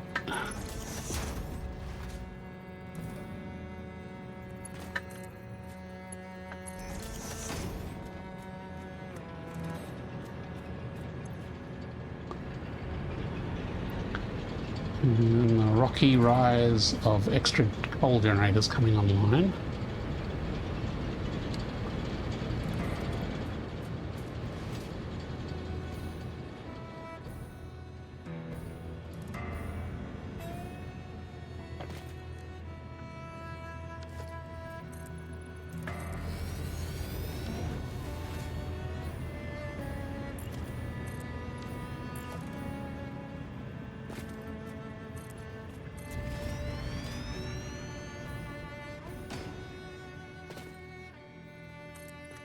Oops, that's too far.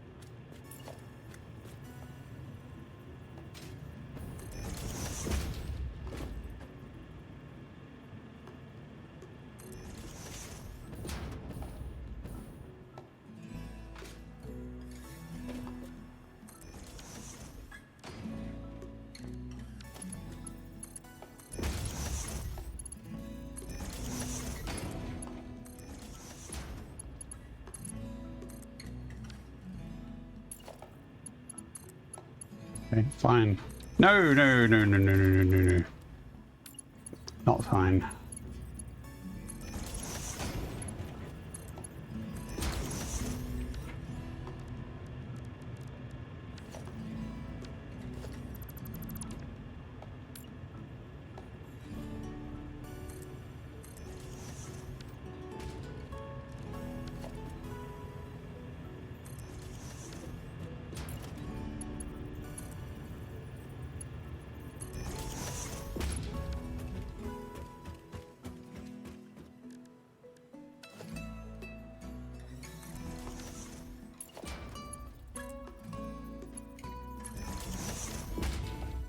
I should really put my Fitbit on my right arm. It does most of the waggling.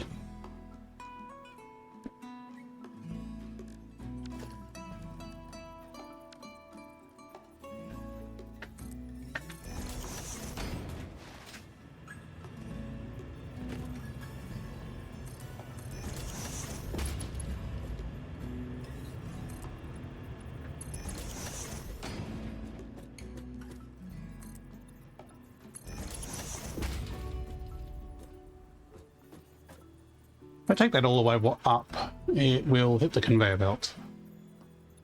It's a bit of a shame. It would have been nice to bind it to the ceiling.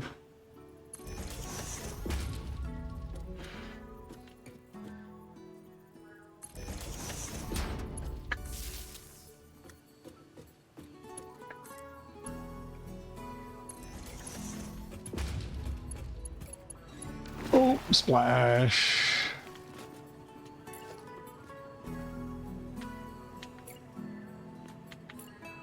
Look, just give me a cable, please. Thank you. Oh, all right, I have to go from there.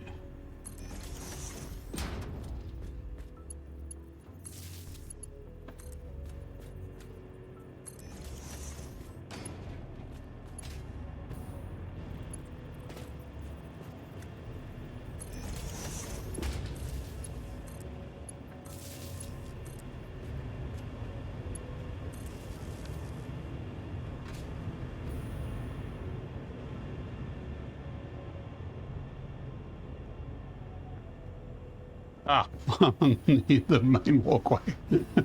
Whoops.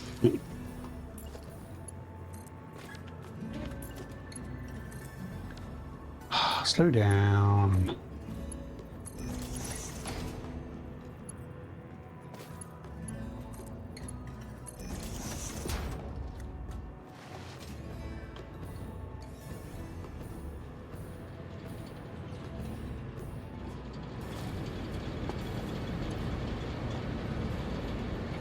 That's still looking a bit jagged.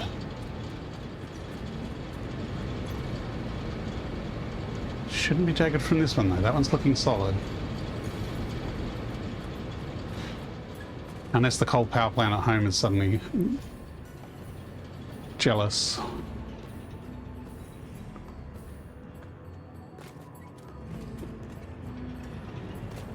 Incoming propaganda broadcast detected.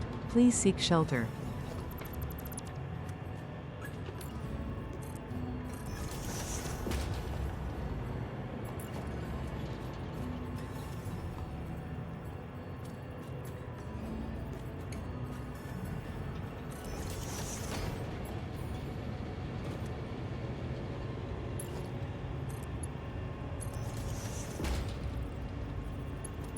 Okay, so how much coal needs to go which direction?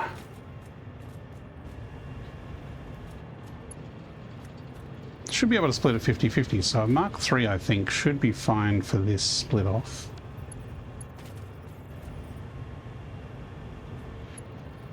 Actually, if that's just going into there,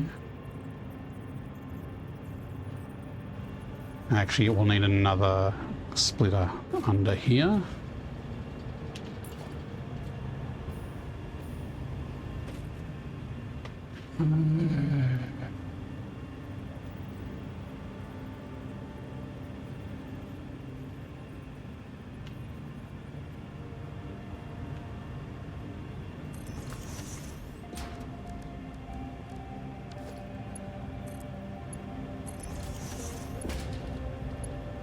I didn't have it lined up to the right one.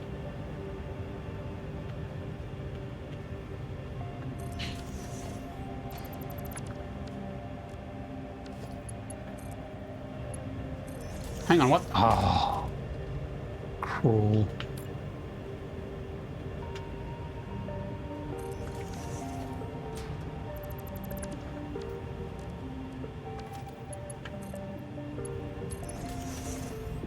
So basically this one here will go to there.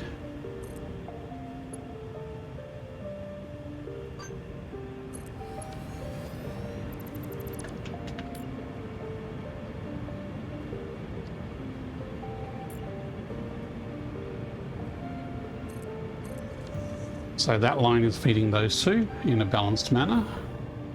And then the remainder, which is still two more, will go down the line to those two. But it is time for me to have a break for a couple of minutes because Twitch wants me to. Wants to show you some propaganda. So I will be back in a few minutes.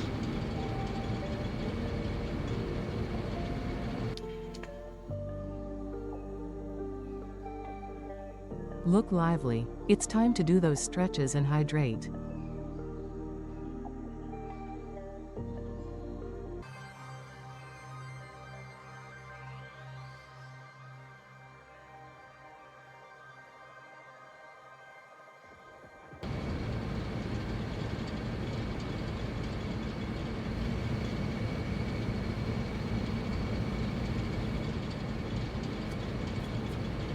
You know what? I think my YouTube stream has crashed again.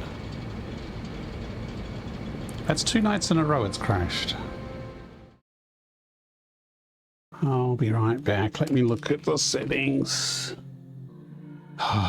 Stupid YouTube. Okay, well, we are back. YouTube has died again, so I've restarted the YouTube streams.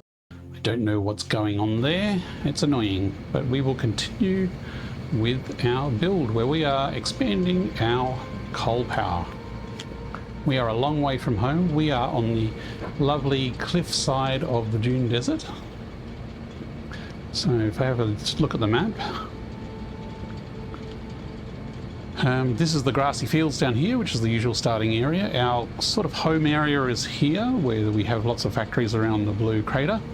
This is our home here. So we've taken a bit of a detour all the way up here to set up a secondary coal power station, because our power was getting a little low after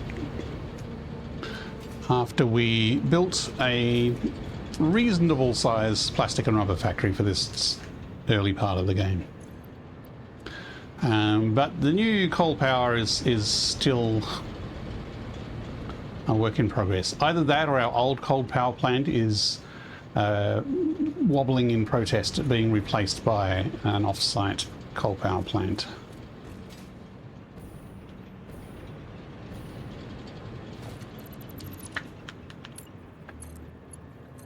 It would be nice if the indicator on the tube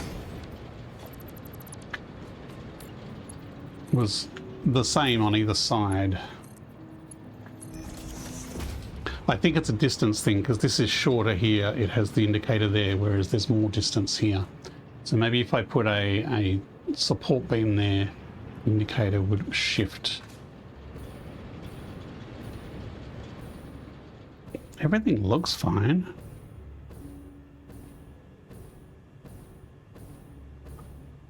The copper piping actually looks pretty cool.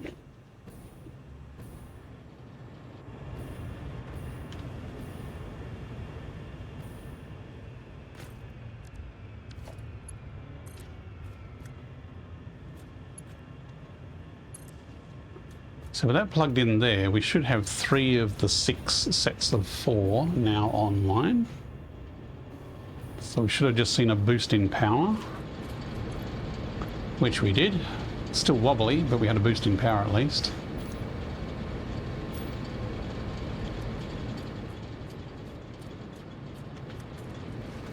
Now we just have the back 3 sets of blueprints to finish setting up.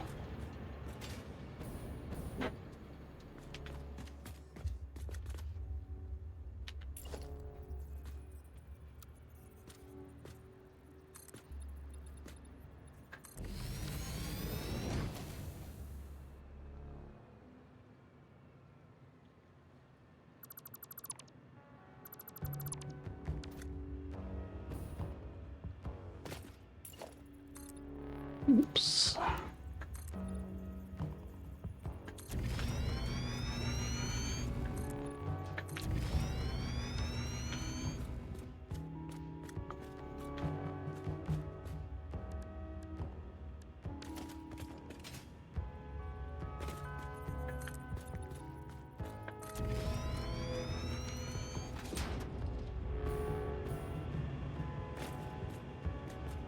So the center of the blueprint is actually this wall here. Yep, that matches that. If you use a wall, hold down snap, then your water extractor, hey, you got the name right this time. Your water extractor will actually snap to an exact position rather than being pre-placement. So normally when you put them down, they just wander all over the place. So you need some reference point for them to actually behave themselves and snap in, and that's over by 1 meter.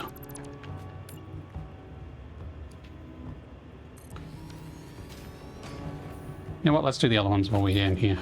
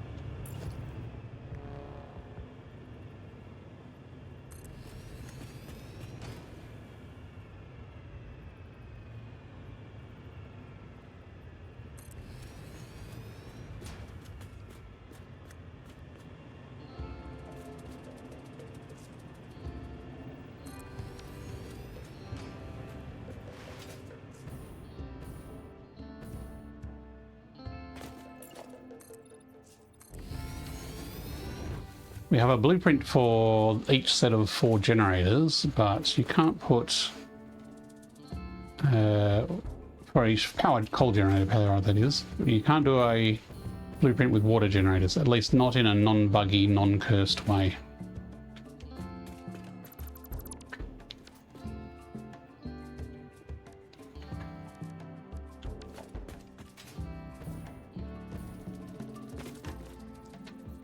Was it there or was it there?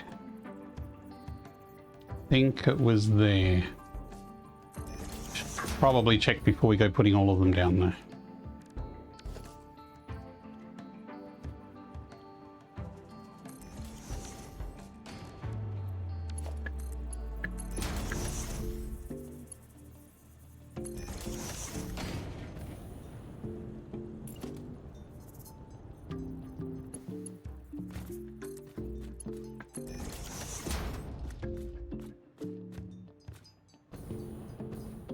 Yep, that was the right spot.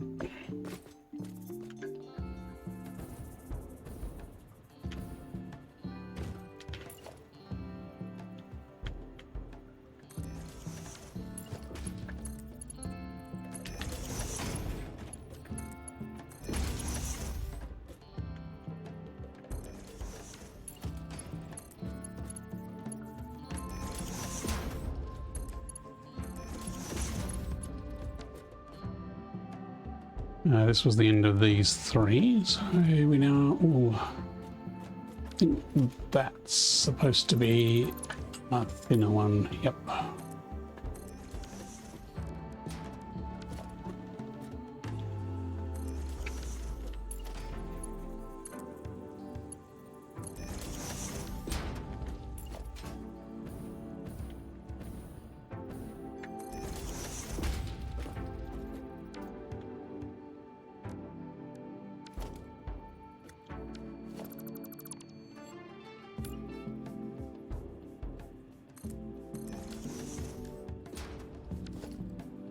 Not that the thickness really matters because we're just sticking a hole through, but for consistency we'll keep it the same as the others.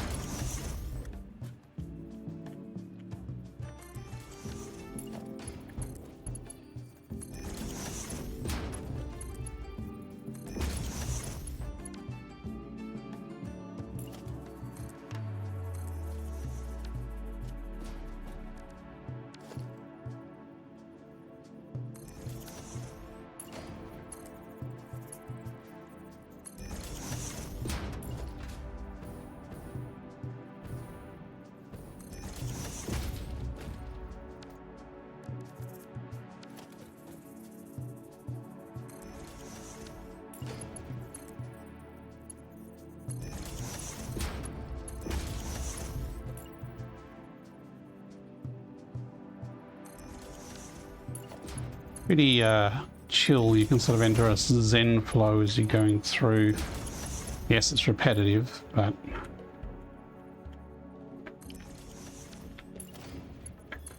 the sound effects are also very tactile as things crunch into space.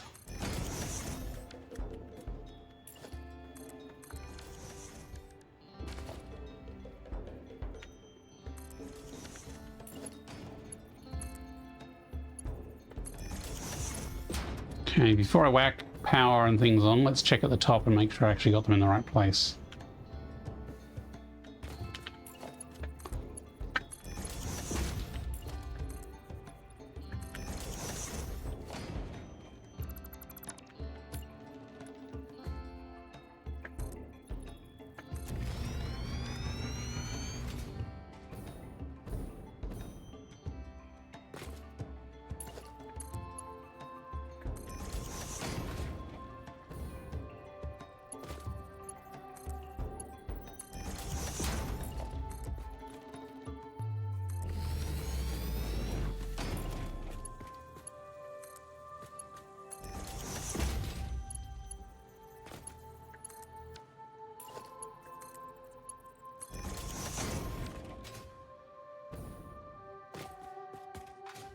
Looking good.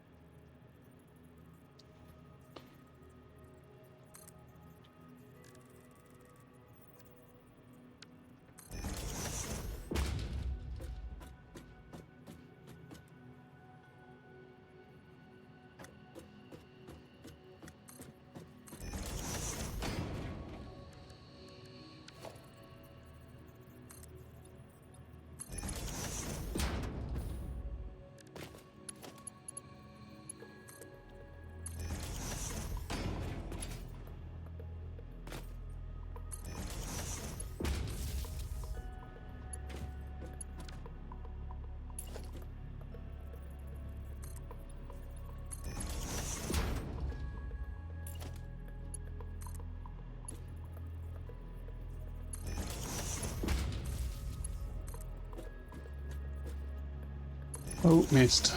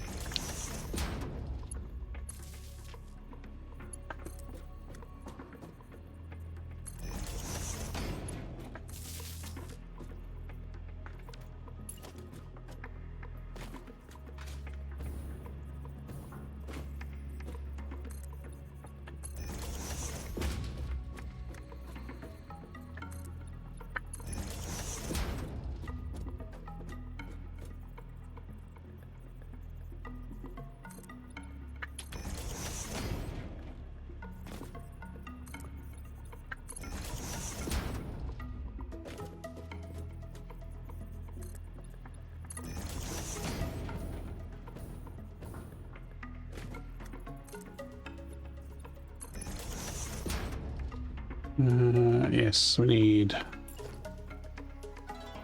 No, not that. We need the pumps down here, yes, but we want it facing the other way around this time.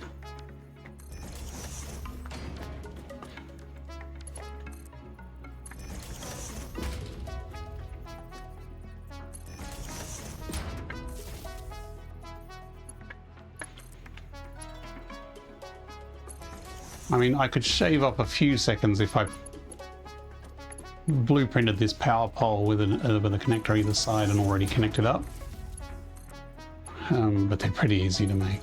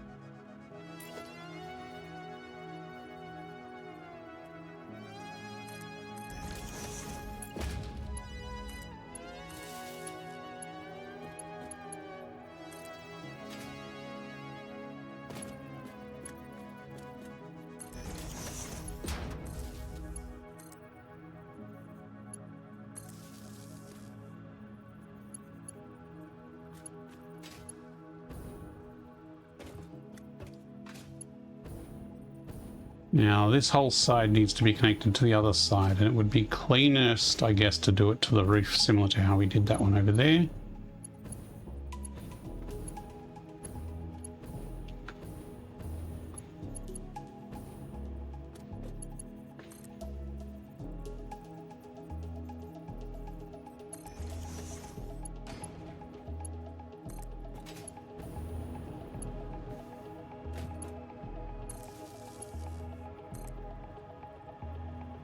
Oh, too many connections. Right.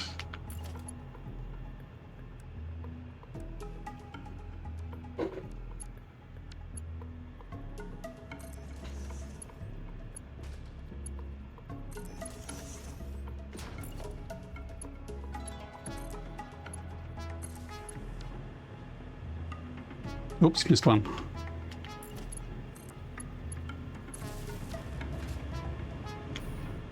Missed another one.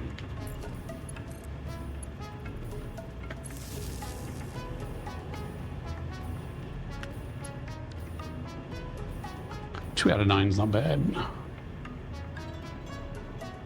Okay, so that's all the water. These are actually on, but we haven't actually brought any coal down to these ones yet. These ones have coal.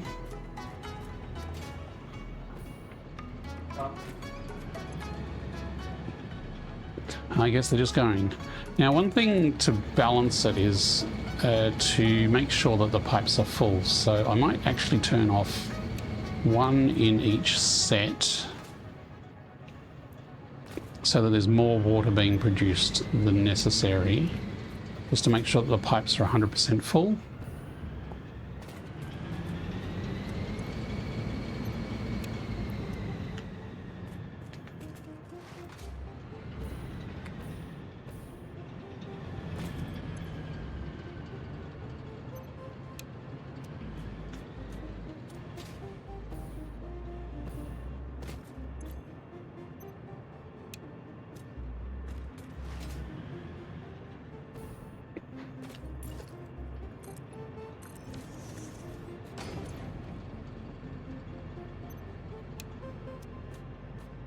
So theoretically that should smooth out the graph, because the graph is horrendous at the moment. And I don't know why, because these all seem pretty stable, and the one at home, the other coal power plant, should also be stable.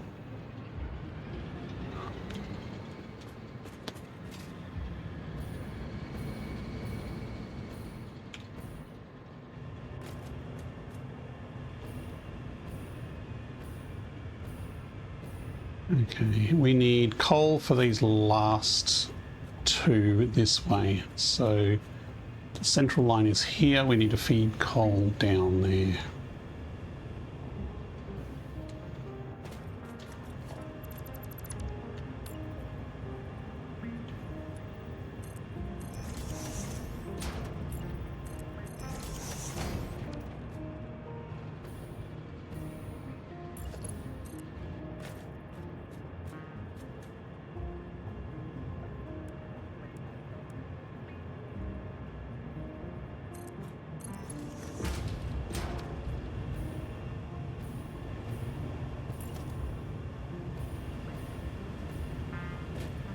Oh, I missed.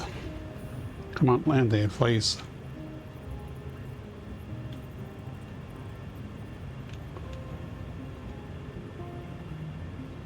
Oh, that is turning around. Go.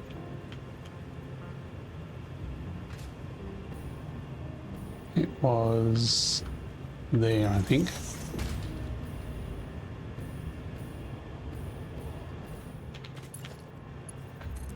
Nope. But you know what, it's probably easier to move this at this stage, because the other one was a little close to the power cable. No, look, it actually fits the whole way.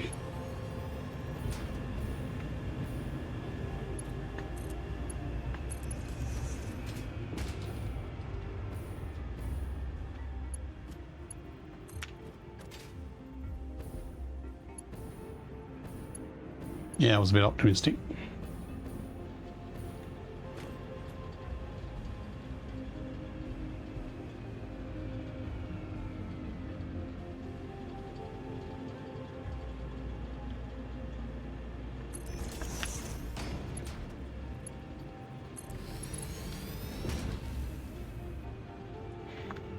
So that, theoretically, is a fully functional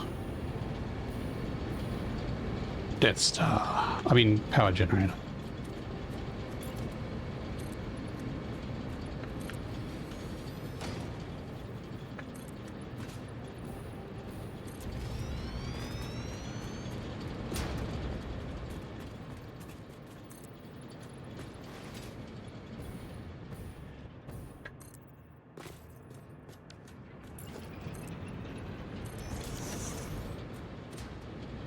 I just realized I forgot to put little connectors covers where the wires go through the concrete.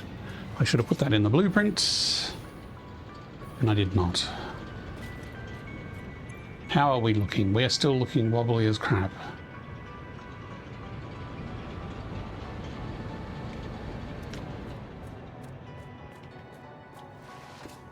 Let's check our coal throughput and make sure that we're actually having the right amount of coal come through here.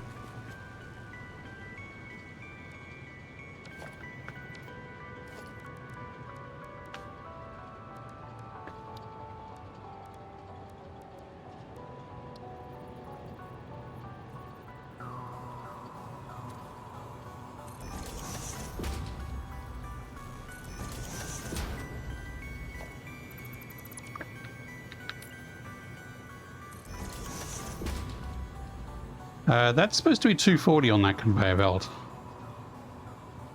That would totally be why we're getting jerkiness. If I... Oh, look, I didn't overclock the bloody miner.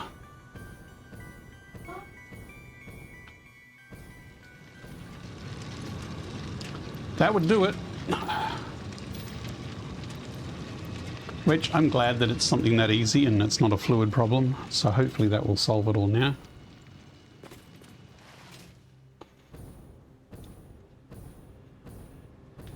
Who knew that these little throughput indicators would actually be useful? So this should actually be 420 a minute, but I guess it's got a backlog because I've only just plugged it in, so it's actually flushing the output of this. So it should actually be 480 because that's the belt capacity, unless... No, it should be 480 the whole way.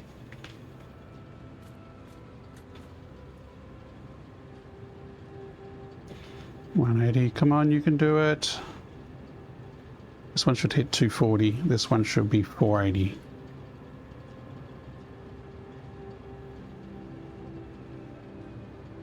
I mean, the throughput should be even now. It's just that counter is an average over a minute. So we should see, hopefully... Oh, sweet, sweet curves.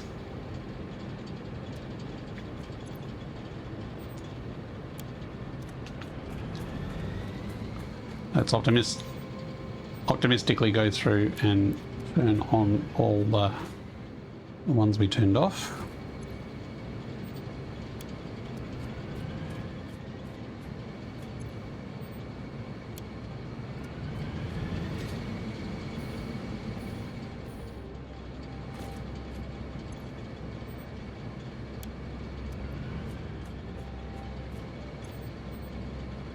Cool. Good timing. Oh, that's not actually connected.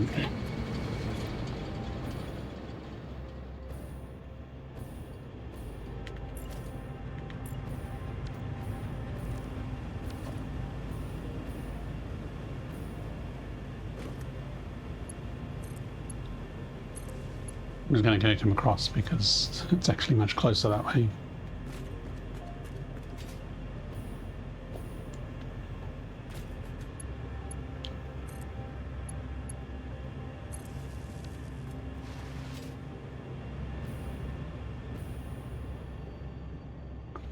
That is not a 2-meter foundation, and I said it doesn't matter functionally.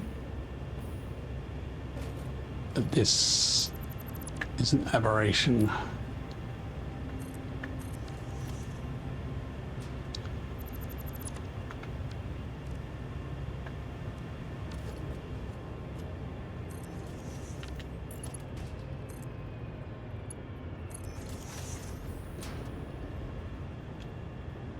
And yes, that's probably going to put a bump in my power graph.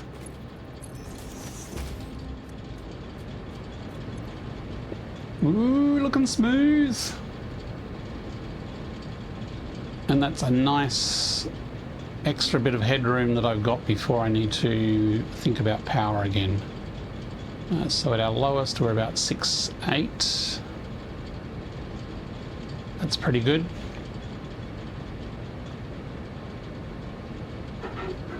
On the side, please. On the side plate. I'm hearing the sound of dinner being prepared. So in a few minutes, I'm going to be taking a break, which will be good because it'll let this run uninterrupted for a while and make sure everything is running smoothly. And I'm going to take a 15-minute break for dinner. And then after the break, we'll come back and turn this floating platform into something that actually looks like it will be stable, because at the moment it is literally a floating platform factory. I mean, it's got shiny bits. It's definitely shiny, but we'll add some more architecture to it and make it kind of look a bit spruced up and make it's actually walkable. And we'll tidy up the power cables and all that jazz. Let me just check the throughput there. Should be 240 and 480. 240, 480, spot on.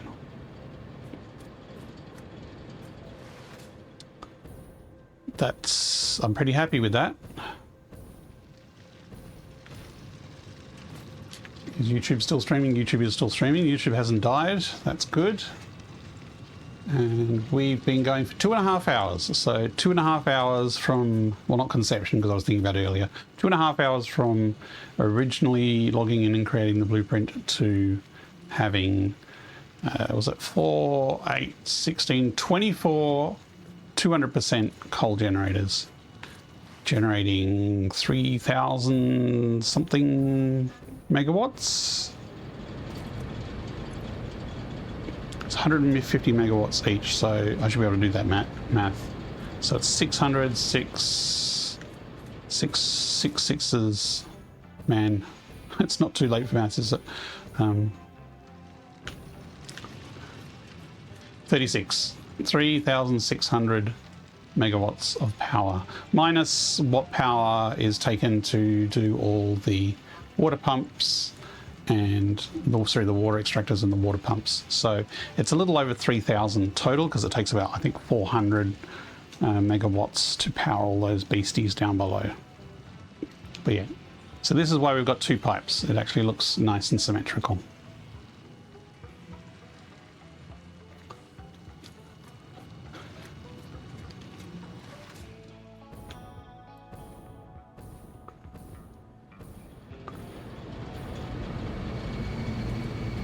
You know what? I'm going to go around and put. I mean, I could edit the blueprint. That would mean rebuilding all the generators, which would take way too long. So I'm going to manually put in place 24 little connectors, so it looks like this wire isn't just buried in concrete, but actually is properly ducted by a responsible electrician.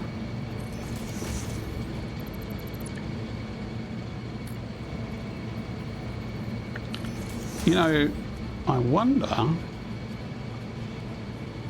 if there's a different type of connector. I wonder if that would look better. There's a whole pile of new cosmetics that I actually haven't really used. Would that look better?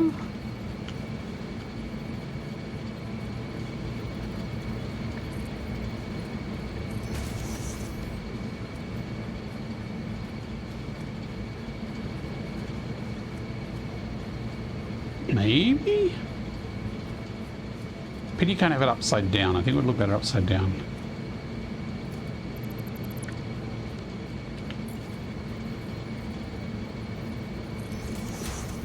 Ah, right, okay. Right, I'm hearing the call of dinner. So now I'm going to take a 15-minute break for dinner. I will be back after the break. Thank you for watching so far, and we will pick up with this build once I return.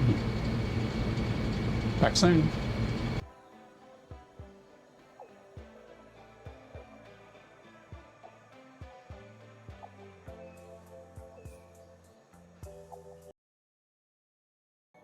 Well, this is fun. The YouTube stream crashed again, and when I tried to restart it, it crashed OBS. Ah, fun times, fun times. Yeah, I've just finished my dinner. I'm coming back in a second. Tap, tap, tap. Is this thing on?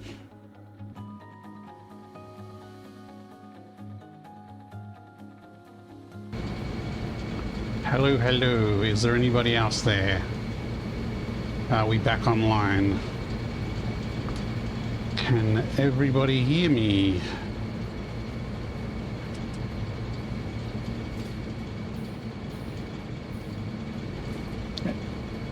Top Dion X, hello, hello, good morning.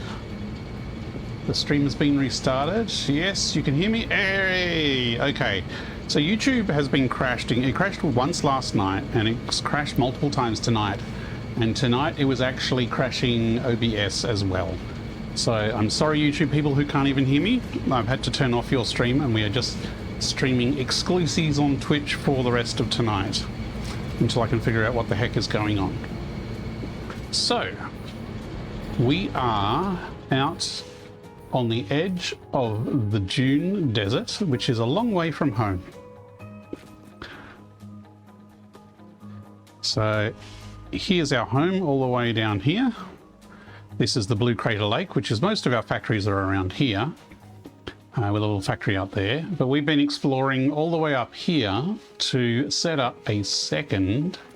Ta-da! We have increased our coal power capacity. So each of these generators, there are 24 generators here. They are overclocked to 200%, so they're generating 150 megawatts each, making a total of 3,600 megawatts, I think it was, minus the running costs of pumping a heck of a lot of water. So before I took my dinner break, we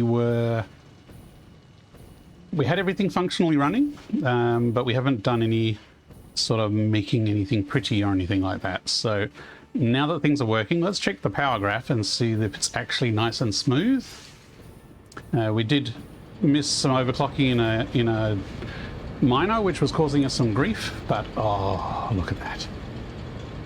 That's smooth. Now the reason it's wavy is because we have some geothermal power sources in the mix, but we have a lot of headroom. This is our orange is our actual consumption. If everything was running full tilt, it'd be on the blue line. So we have a lot of headroom here to at least make a couple more factories, maybe a heavy modular frames factory, maybe some computers that'll hopefully get us through phase 3 and ready for the killer phase 4 section. So this was done through the power of blueprints. We did the whole build in 2.5 hours, including making the blueprint. The Mark II blueprint maker, you can fit 4 generators on there, including a logistics floor under it, which is fantastic. So most of the time was spent setting up the water extractors, which cannot blueprint. So how are we going to make this look like it's not a floating platform? I think I'm going to go with a similar style to what the generator at home is. And I've just realized that connector there is probably right where I want to stick a big pile of concrete. So let's run some different alternate power, temporary.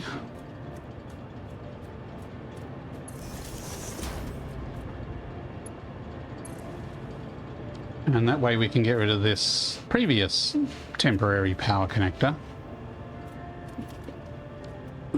Just can't quite see it under there. Oops, wrong button, wrong button.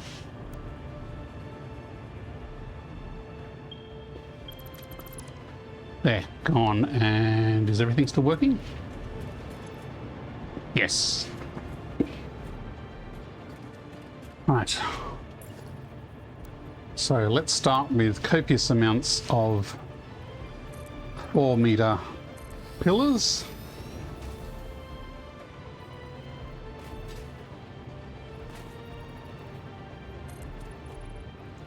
Just going to hide some of our beautiful water extractors, at least on that side of things.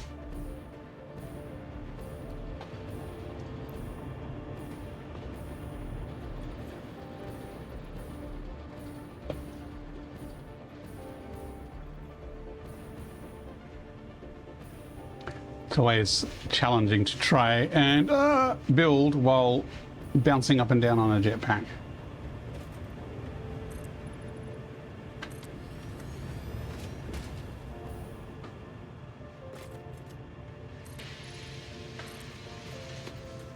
Now, do we have any logistics down the middle? I think it's either side, so I think we should be safe to stick a sliding big pillar right in the middle.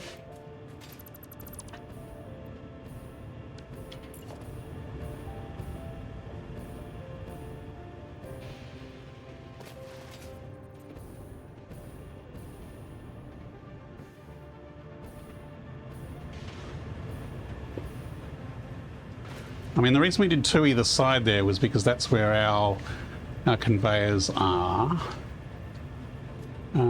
So I could just stick one in the middle here, but I think for symmetry's sake, I will stick them either side.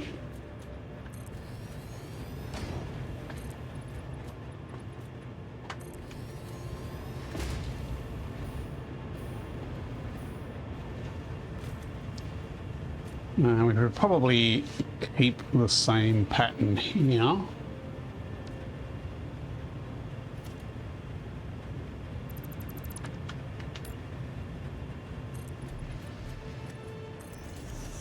That didn't go all the way down. All the way down, please.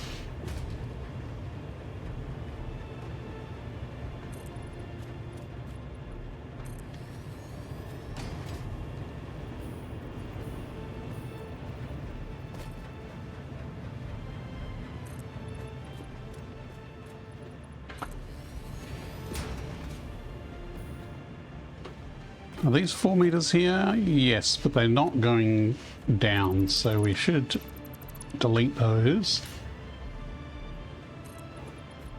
so that we can go way under the water.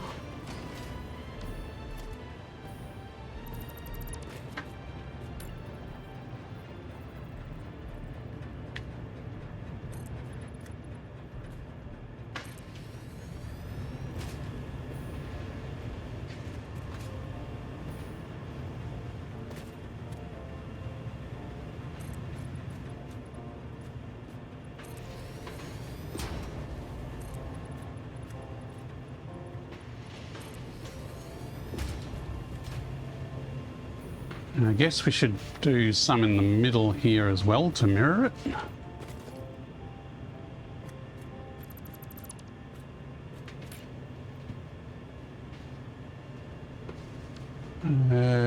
Except that's going to hit the conveyor there, so actually just one in the middle. So, oh no, that side and that side.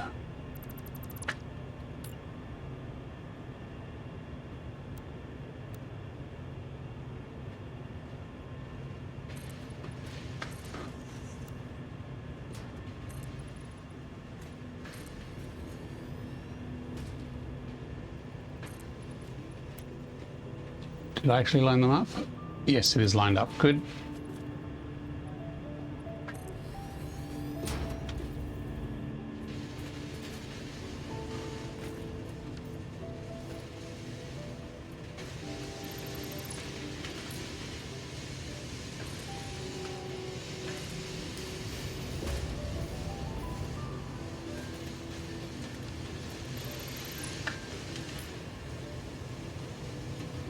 All right, yes, okay.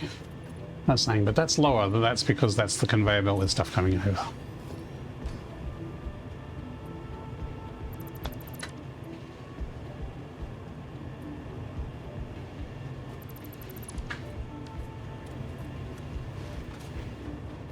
So that should do for main supports.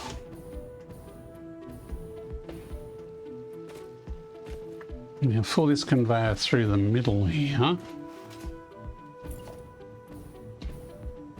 we will have this on top. Oops.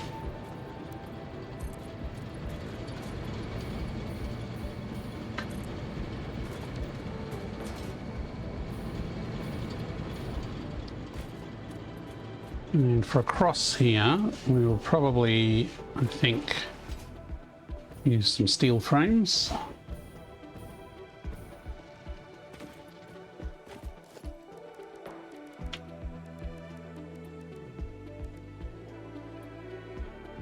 Like they would actually probably fit in a single big frame, but there's a lot of clipping there and it's a bit tight. Excuse me.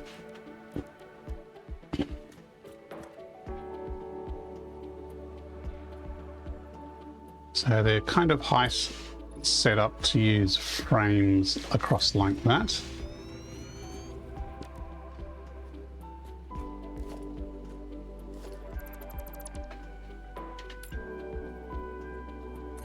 Oops.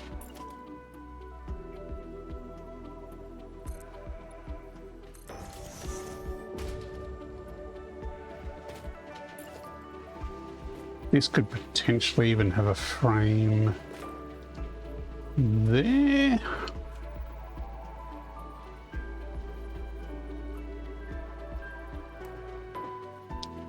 Or just there. That's actually not too bad there.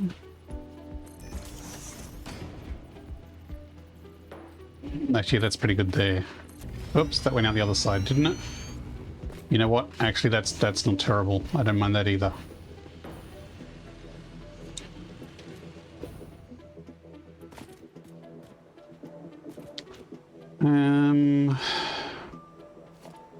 Do we need this bottom across here?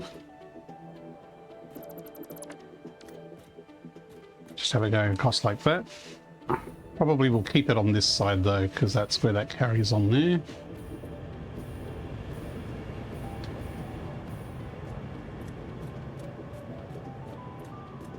These readers I'll move somewhere else, or maybe just not even have them.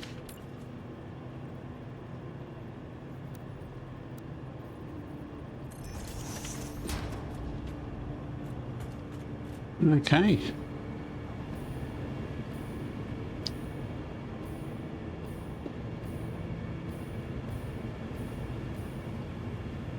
Although, do I even need the concrete along here?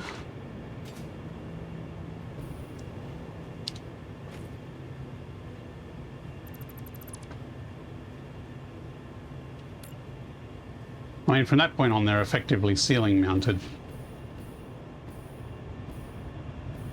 But we could run the frame the whole way.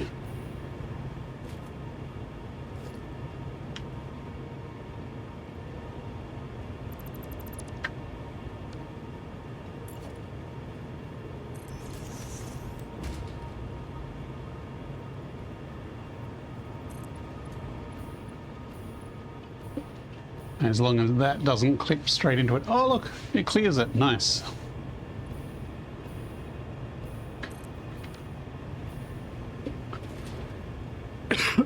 Just a minute, I'm gonna have a drink.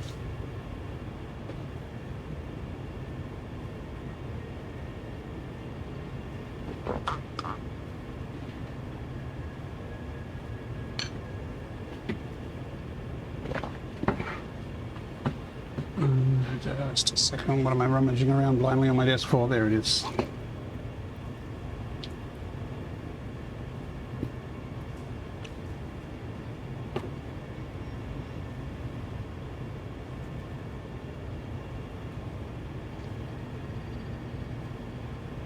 Okay, so now I want to add some curved concrete similar to how we did the power station back at the main base. Just to give it a bit more style and detail.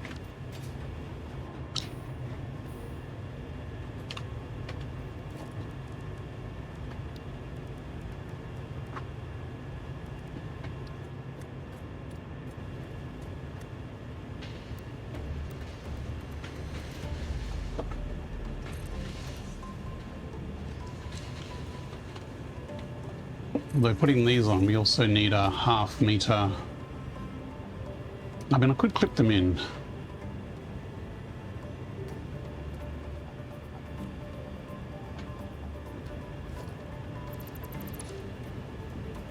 I could either clip them in or change that to a half, because I don't think we need to have a full 8 meter wide, sorry, 16 meter wide foundation. I think just like that would be fine.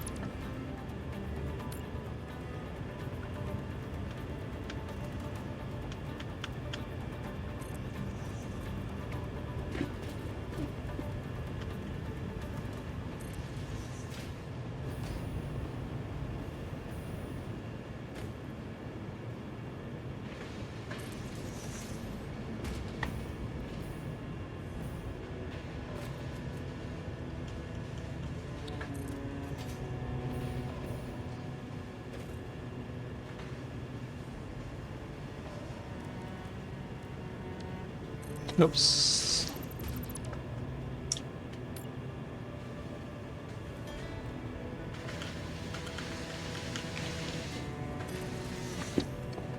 Could even put one under here.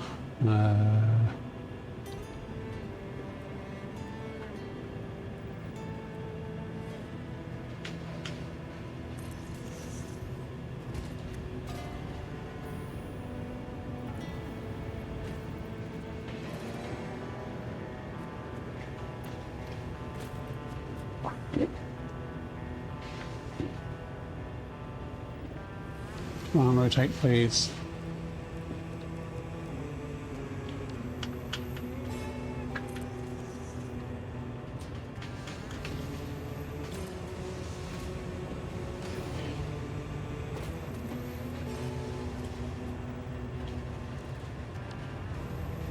I'm missing a top bit there.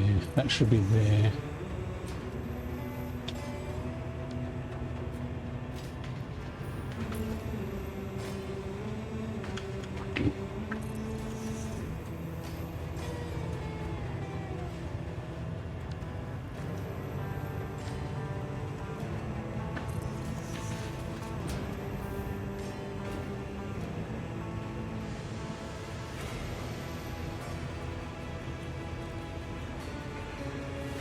Come on, rotate.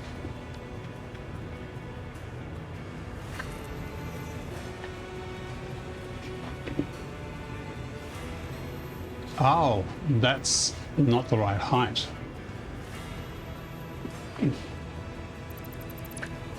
That should be a 4 meter. That's why that was looking odd.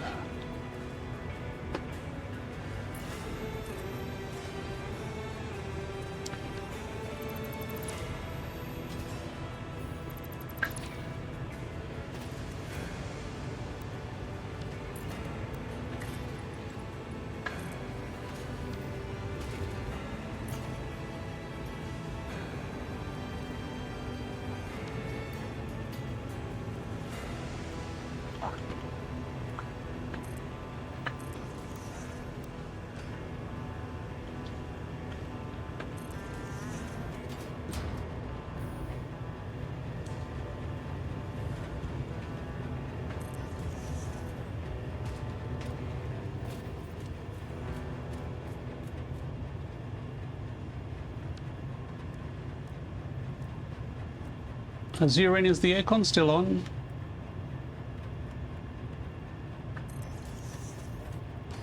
Okay, I am roasting in here. Thank you.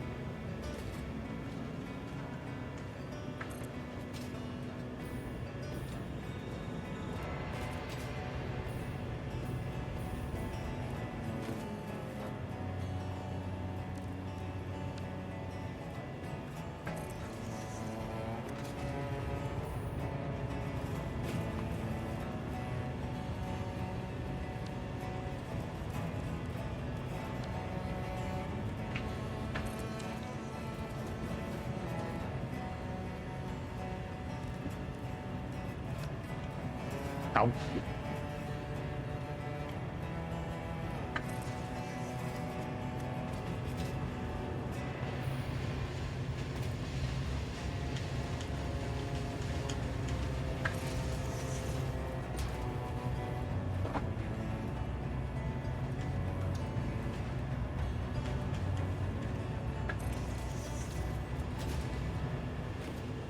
Almost there.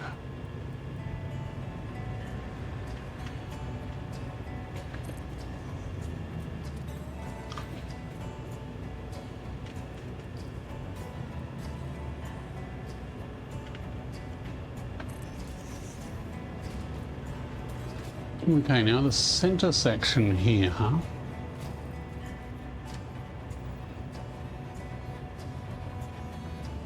I think it's probably going to be easier to judge from up here.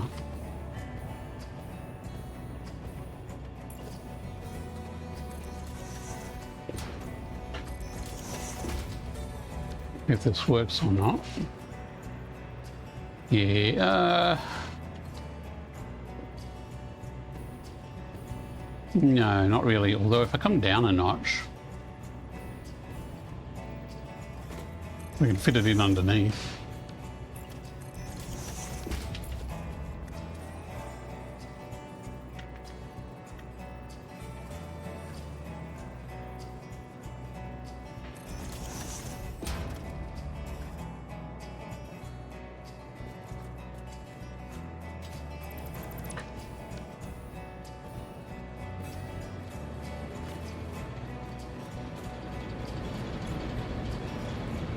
Graph is still nice and smooth, or at least the generated power is. Looking good.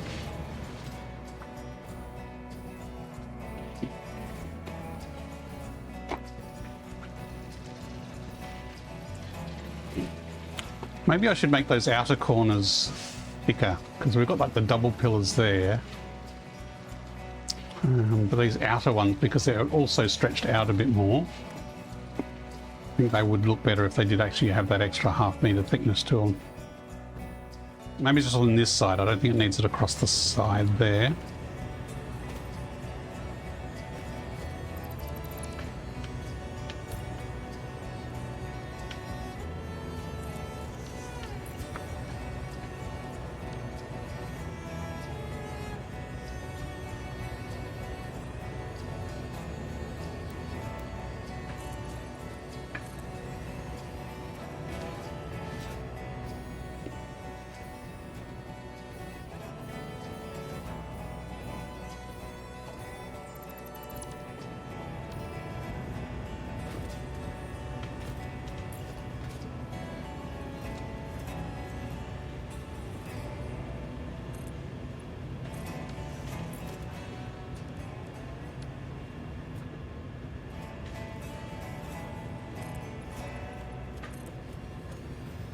And same up the back here.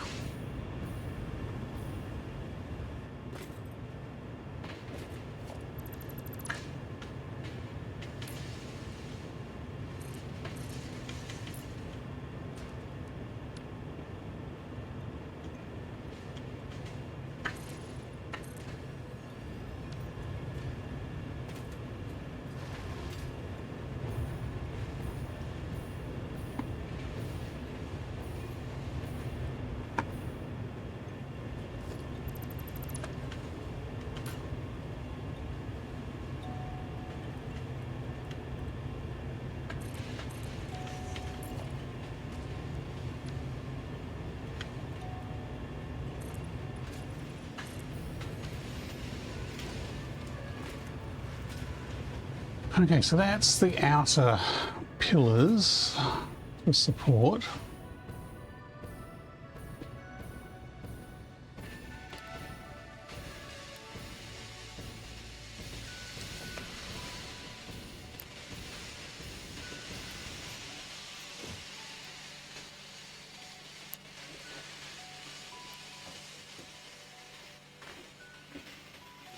Now I don't want the foundations along the bottom there, although it would be good to have some kind of maintenance walkway.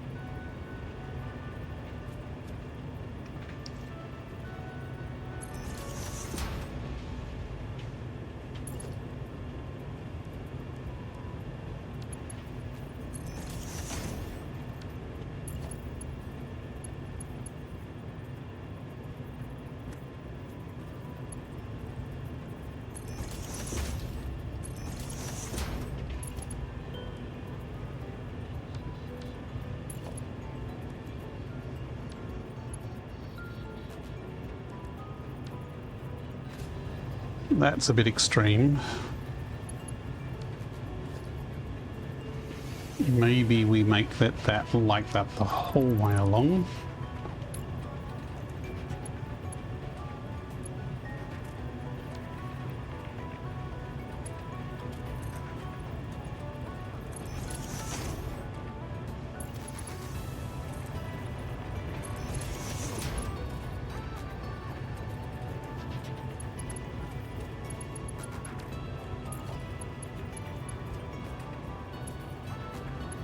I wonder if I use the shallower stairs. I don't think the shallower ones are going to make the clearance though.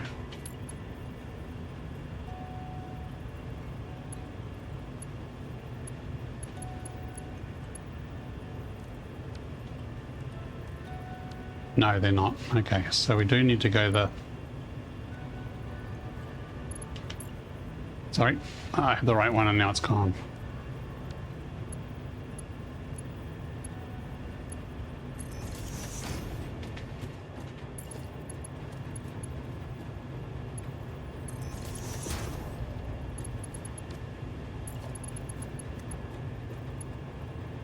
This is something that could probably be blueprinted if I could get the pattern right.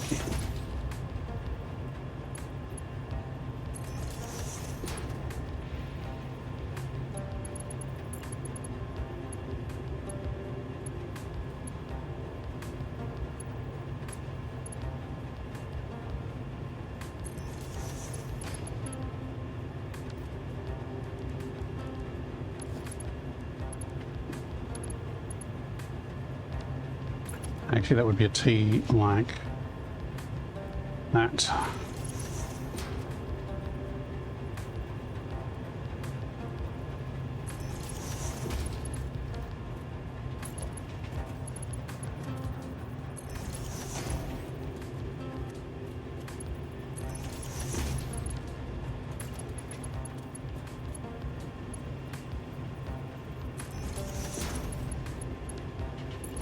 Ah, that's the middle between them. Okay, gotcha. So why is that one different?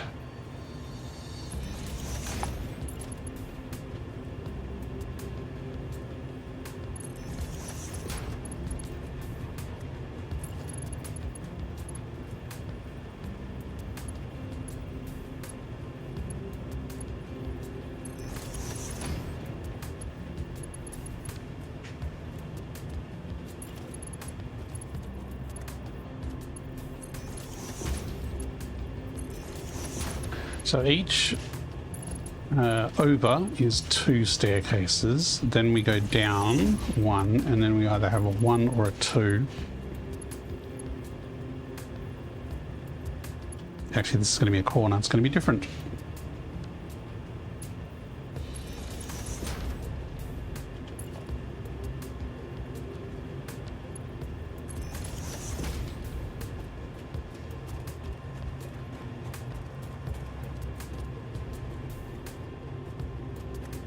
Okay, so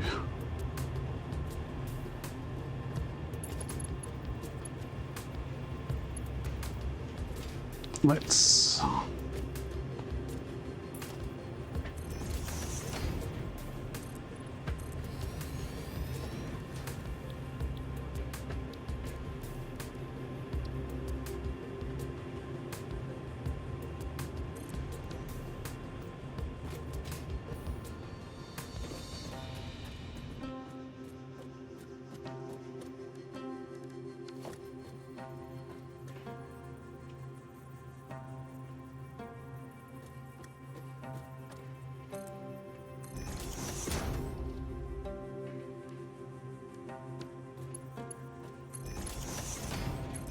so this bit here is at least repeatable.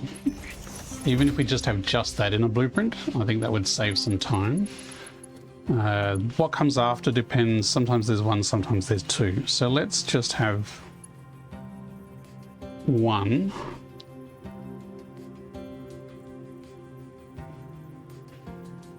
And then we can add a second one if need be and finish the extra railing as need be.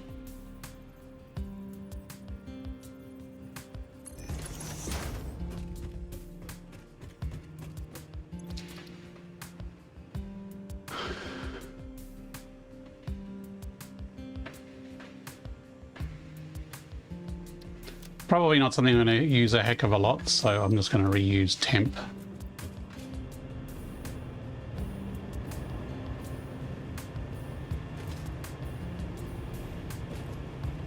And this is one bit where the pattern breaks. Or does the stairs come earlier?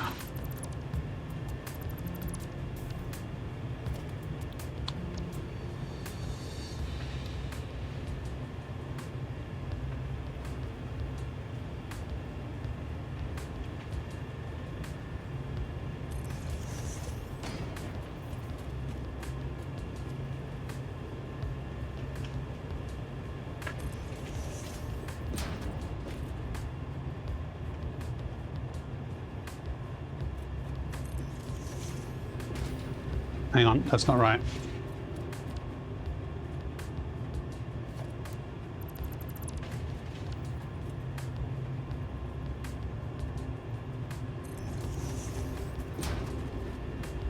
If there's only one with no gaps, then it's just like that.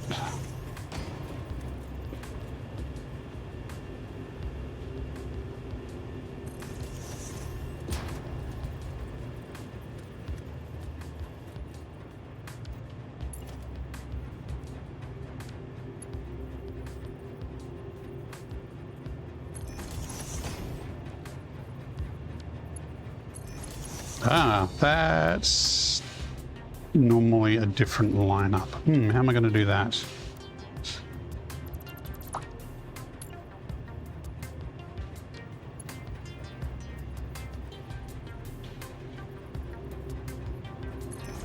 Let's just do it like that.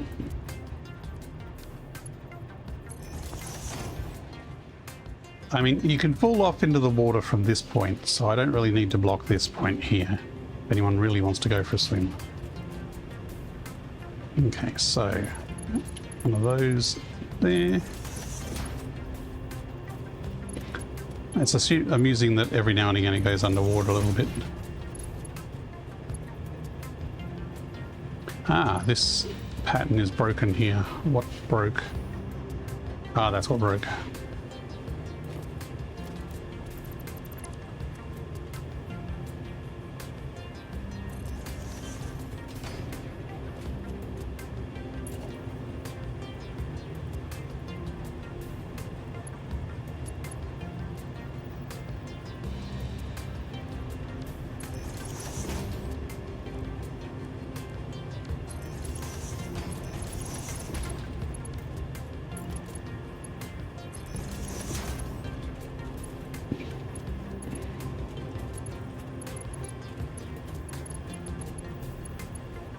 We didn't even bother with an end one here. Which I guess we don't need to, do we?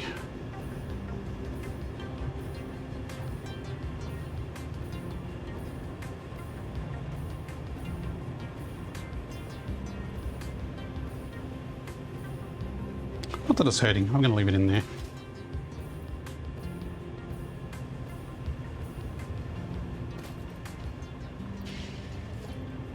Oops. Yeah, I need to copy that. Oh, not that.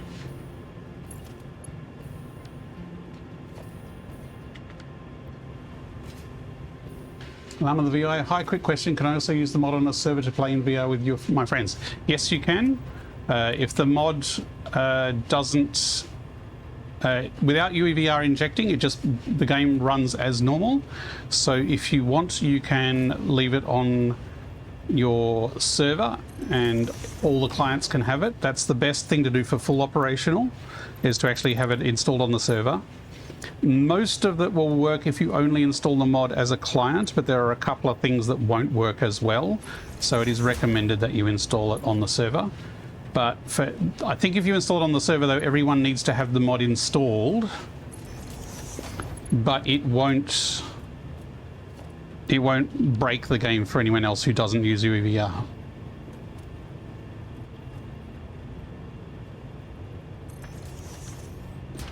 It is completely transparent. Basically, it'll for someone who's not using UEVR, up the very top it'll say waiting for UEVR injection, and that will hang around for a couple of minutes, and then after a couple of minutes that will disappear and it'll be as if the mod wasn't there. You can reduce the time of that warning message in the mod settings. There's a setting for the timeout of that message.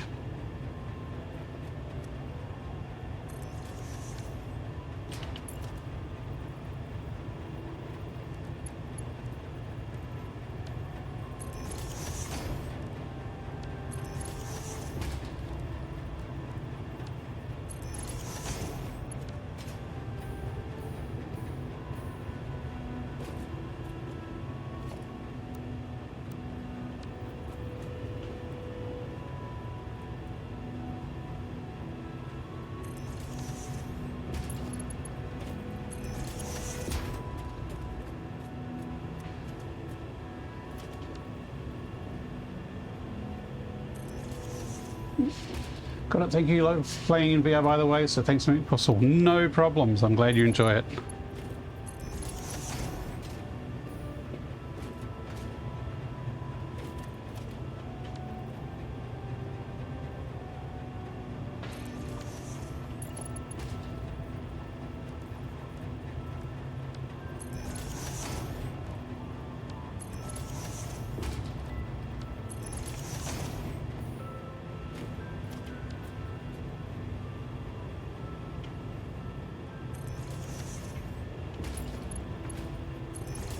Making this blueprint definitely made this a lot easier and faster than fiddling around with these stupid walkways every step.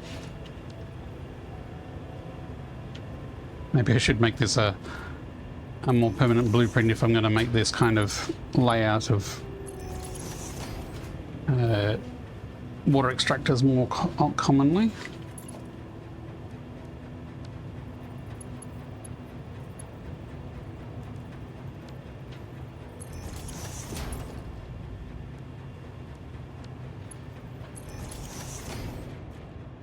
Okay, so now we can delete all these foundations along here.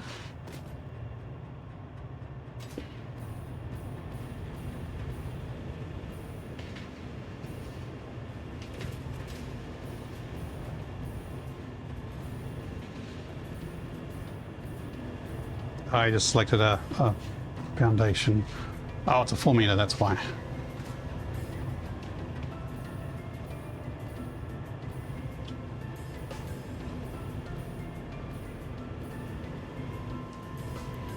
Did I pull any other pillars down? Yes, I did. That one should not be selected.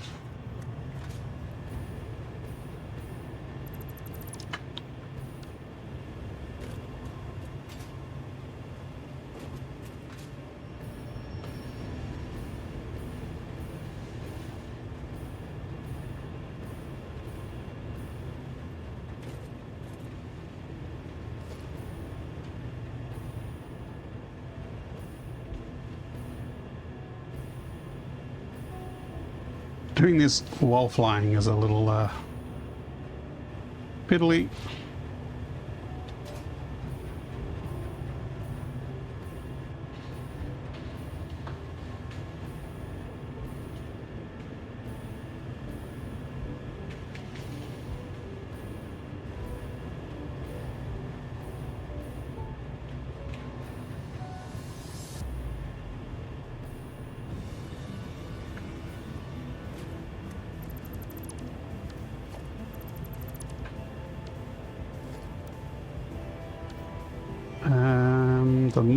The blueprint won't fit this side around, so I'm going to have to do this last bit manually.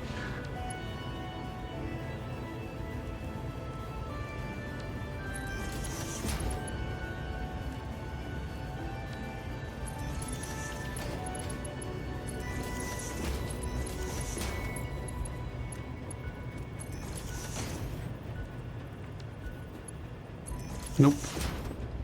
Forgot to nudge it.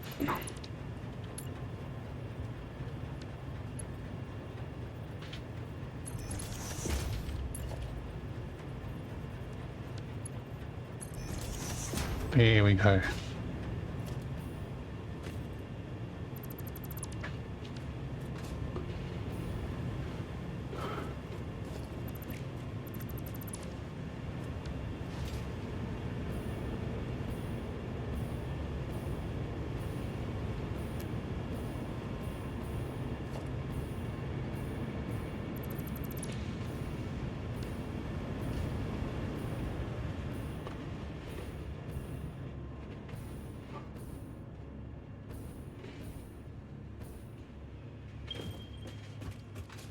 I just realized there isn't... Oh, there is a gap. It's kind of a gap in the middle here. So we could have a walkway through and up there. We'd need to come down the other side from this direction.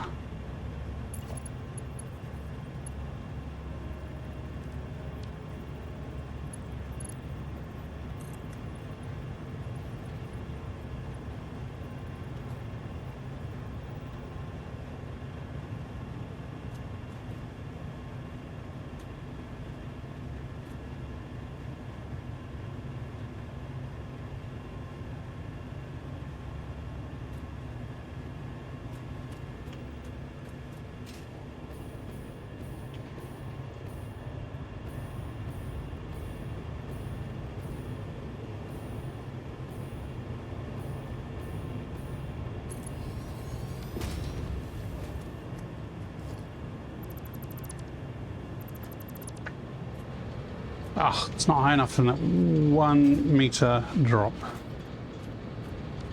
Fine.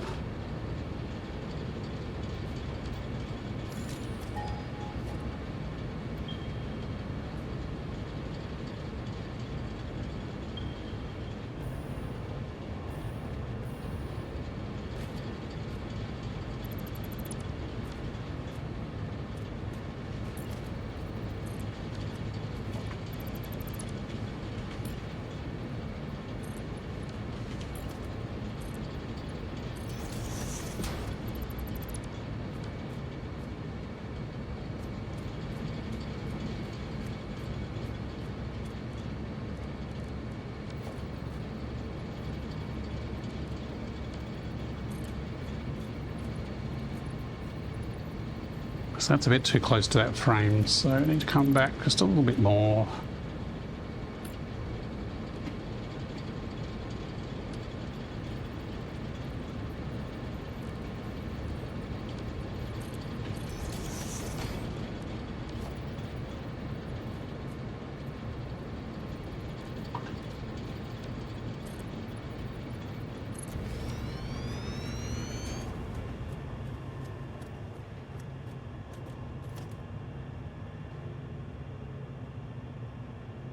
If we walk down, do we swim? Yes, we do. Oops, stop pinging.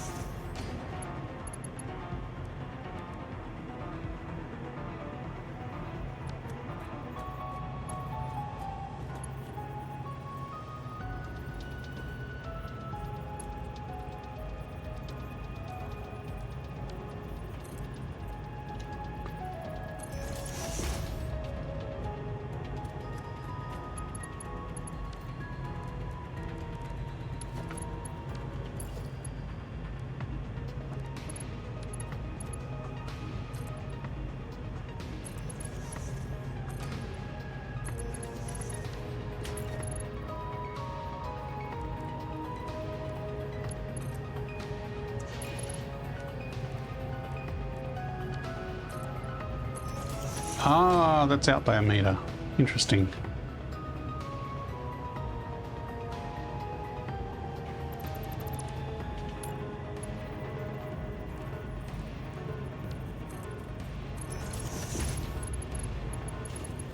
Kind of like that gap though, so let's just...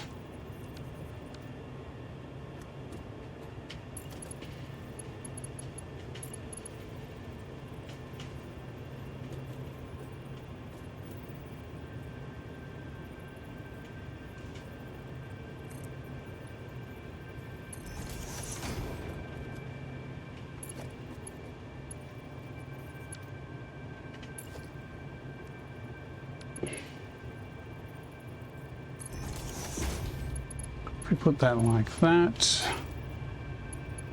and that like that, so there's a little bit of a gap at the side there, but again, if people really want to go swimming, they're welcome to.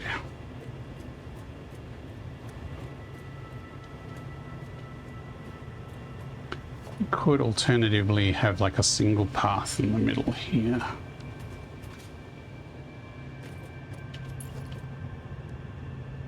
Sort of like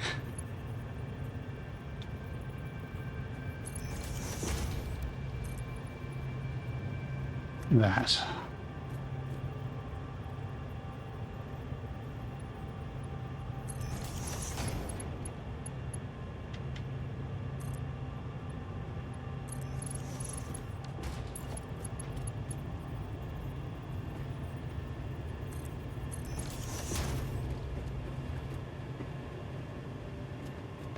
Yeah, I think I like that. That way it's not actually blocking off the walkways from the water extractors.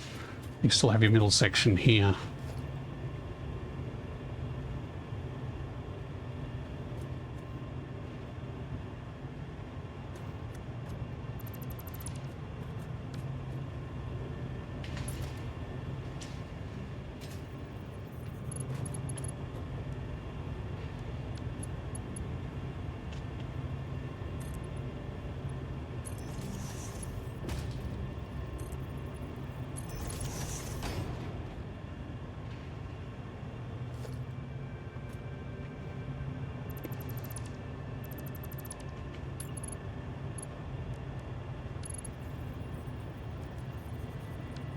That's not so great.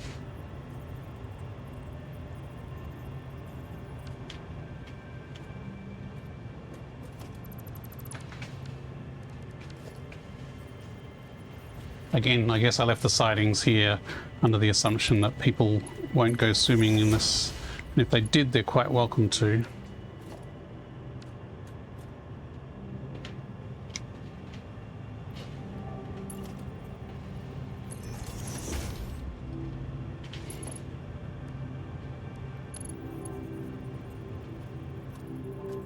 That's not good. Yeah, that's messy.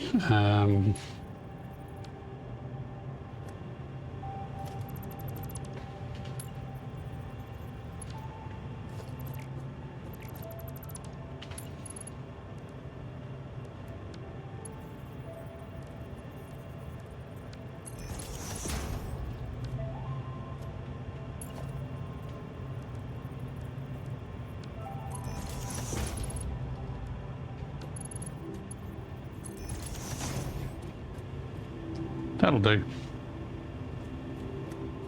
And we need to fill in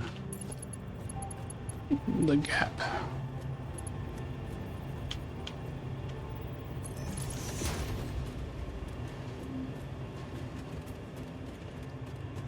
So there we have walkway access to all the water extractors. Get rid of that frame. That was lousy selection.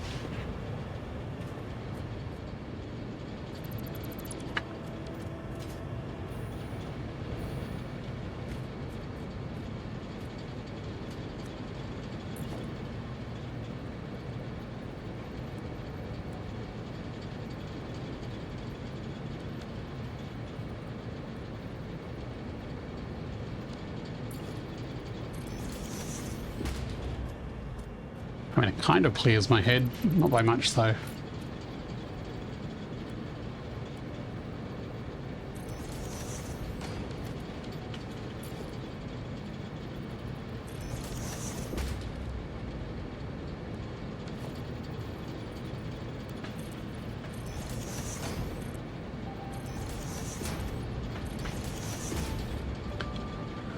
Okay, probably should put safety railings around the edge.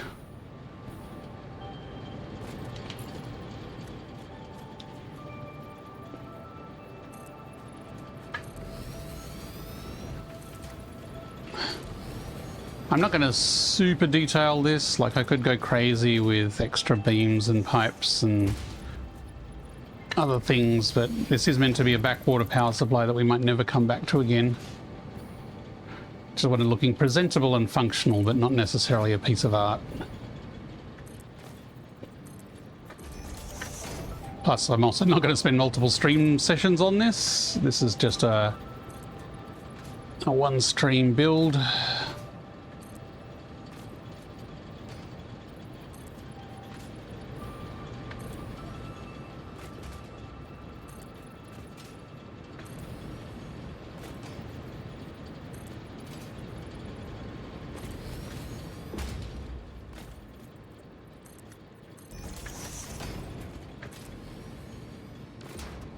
We need quite this much real estate at this end. Did we have as much at the other end? Looks a lot like a lot of space.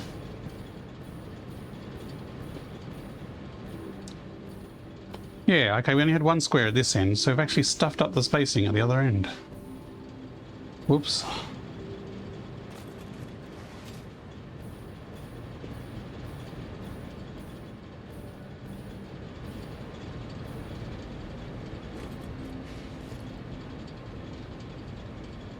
I mean, it'd be a lovely spot to put a drone port if we were doing that kind of thing. Please seek shelter.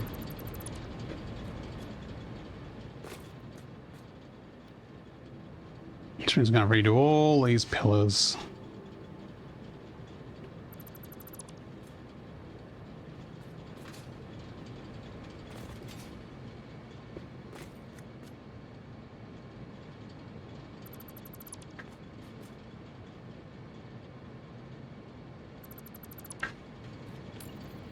Okay, we're 4 meters along here, so we just need to shuffle everything along by a square. Let's see if we can do it quickly before the ad break kicks in.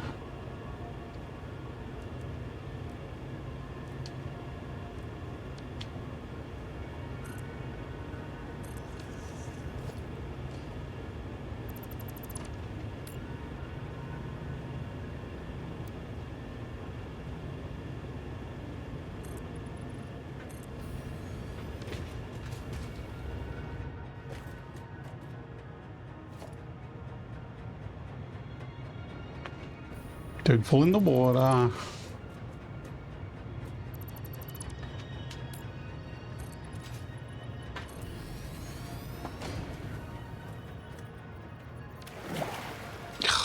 said don't fall in the water. Blah, blah, blah, blah.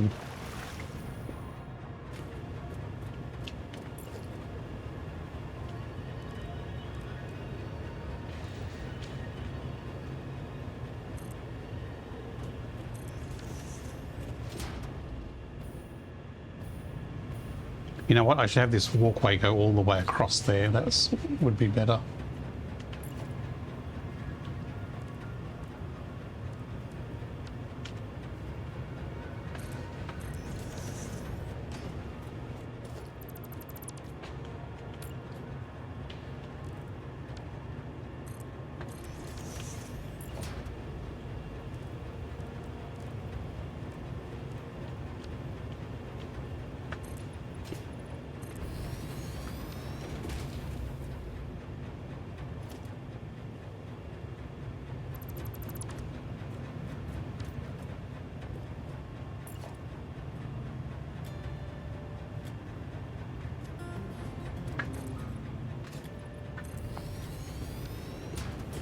Okay, done. Right, I'm going to pause here while the Twitch ad bait runs. Going to have a little bit of a rest, have a drink, and we will be back in 3 minutes.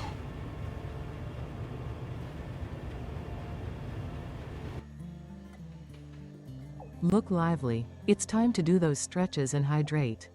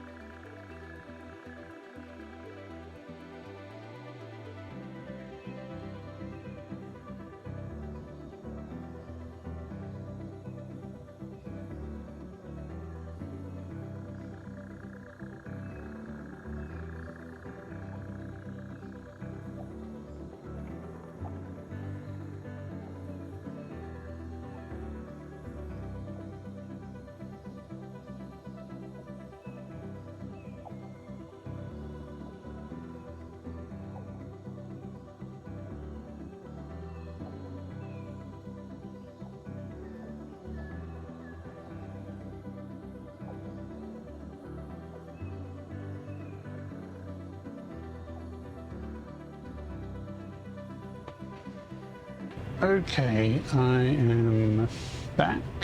I think I'm back. I've got a cursor on my screen. I've been trying to do a little bit of tech debugging to figure out why YouTube was misbehaving before. We're still offline for YouTube, but I just noticed that my Ethernet is absolutely thrashing its guts out, streaming from my PC to my streaming PC. And my bitrate in the Twitch app is saying, not great, not great, which it's never done that before. Everything should be fine. So how is the stream looking for people out there? If anyone's near a keyboard and not working too hard, is the stream looking okay? Is it frame rate okay? Things like that. Trying to figure out if the performance issues are just local or if they are affecting the stream as well.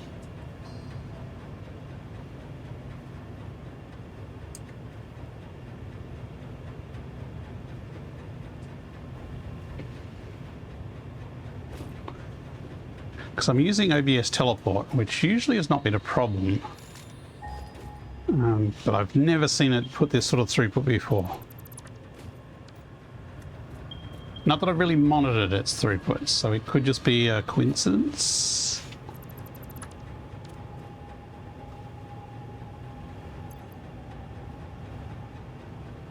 And my stream stabilization is not kicking in. What's going on there?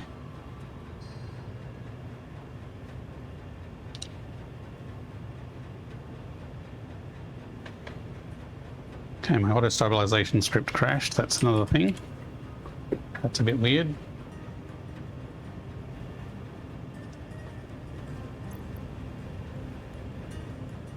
Now it's kicking in. Okay, fix that. That's at least one thing I can fix. But I do not know what is going on with my teleport. You probably heard me saying on the stream yesterday how great it was and how reliable it was and how low impact it was and didn't cause any problems at all.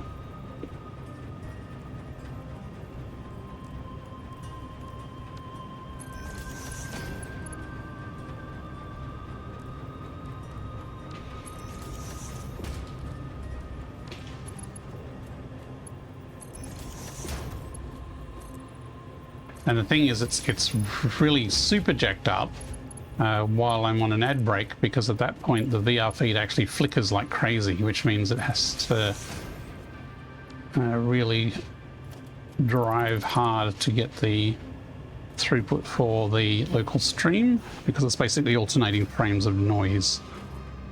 But it still shouldn't thrash to that level.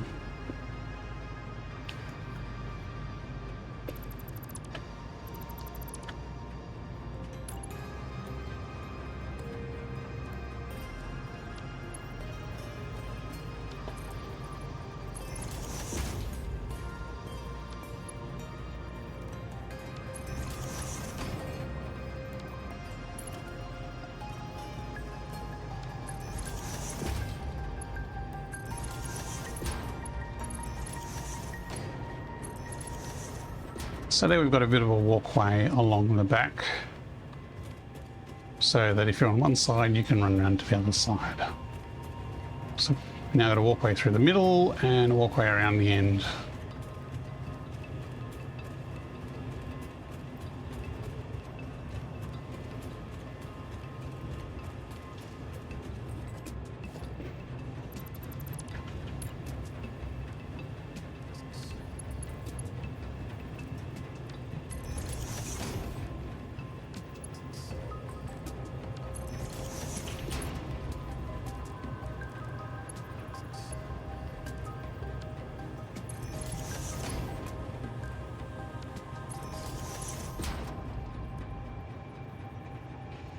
Hang on. What happened to the... Oh, we didn't redo the massive pillar at the other end. Ha! Whoops. Interesting omission.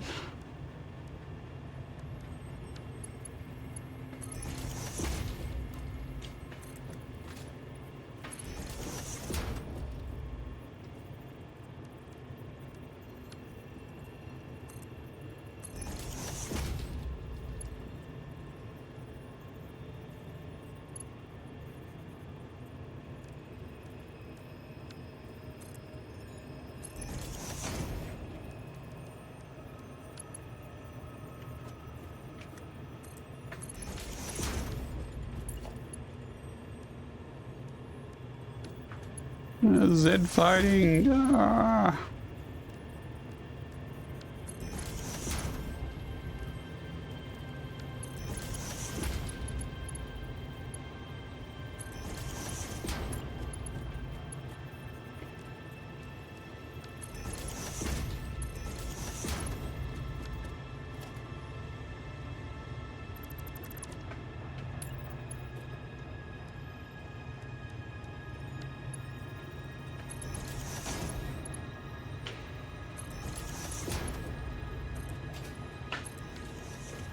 Oops.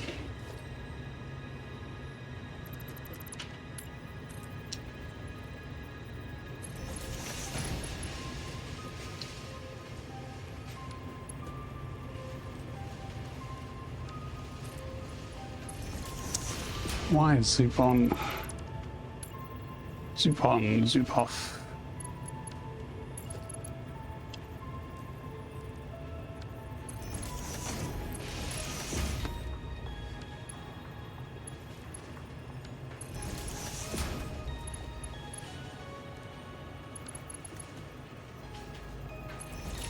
Okay, there, we've done that side. Let's go fix that missing pole down this end. And then I think I'm going to call it done as far as this makeover goes. And we'll head back home.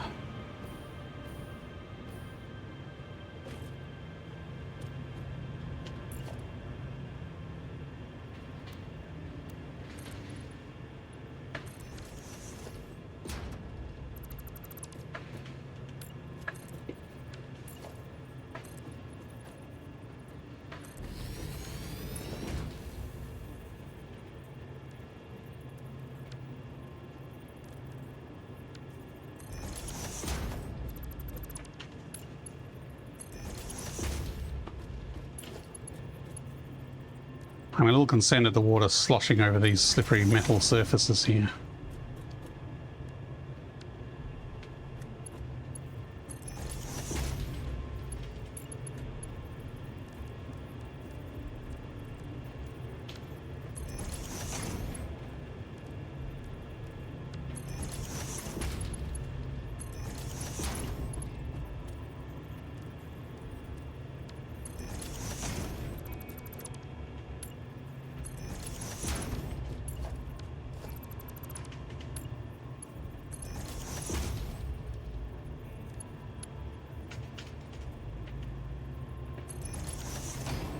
Done.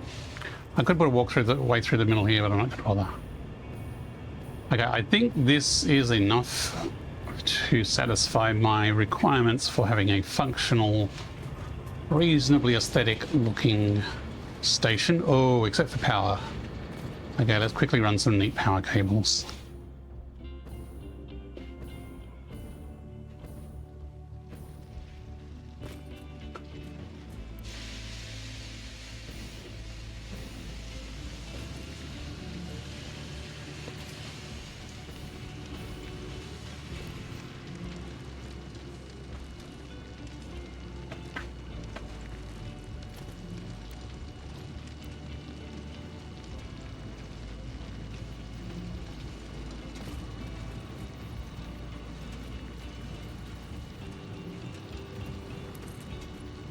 Oh, he spotted me.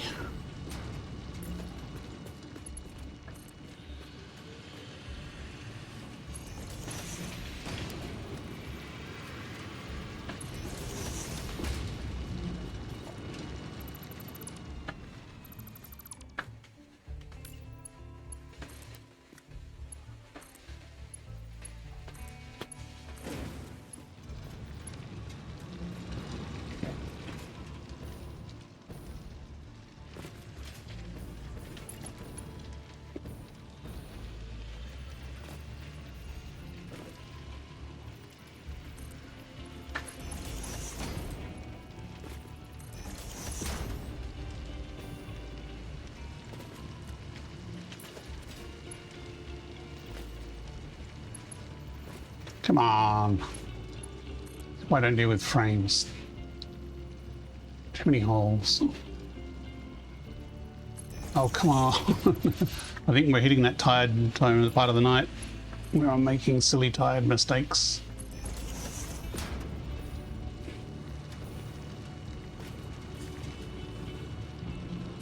Like that again, come on.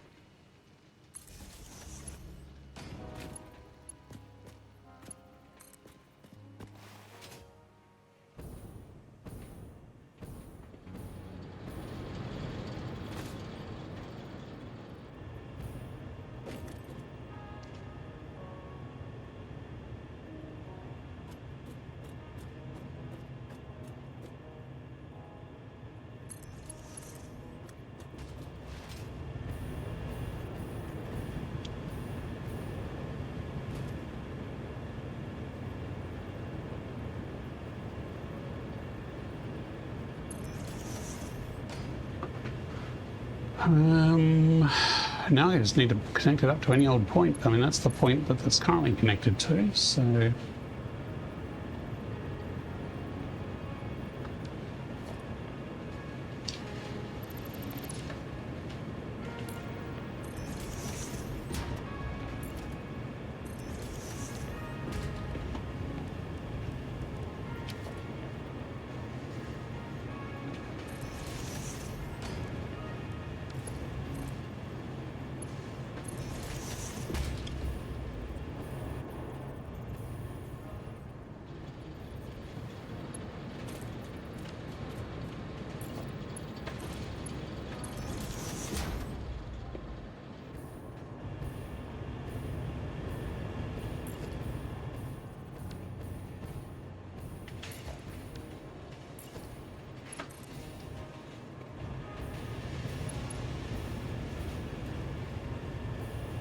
Don't follow the water, don't follow the water.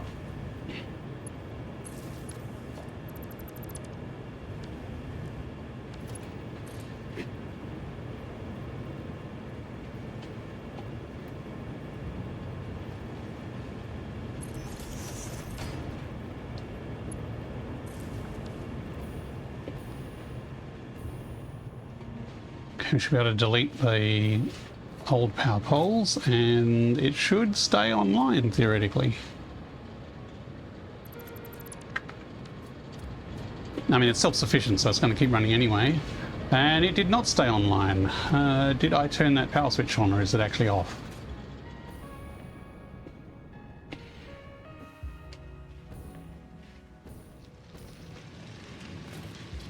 Helps if the switch is on.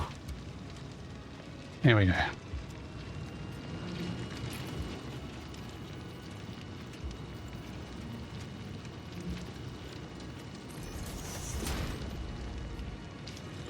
So we have this switch here, which I'm going to reach across to my physical keyboard because it's faster. So this is Dune Desert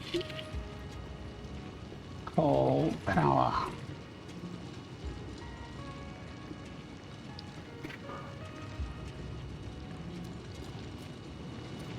Cool. So these should be I mean, I just jiggered a bit of water, so they maybe not be 100%, but they should be near 100%.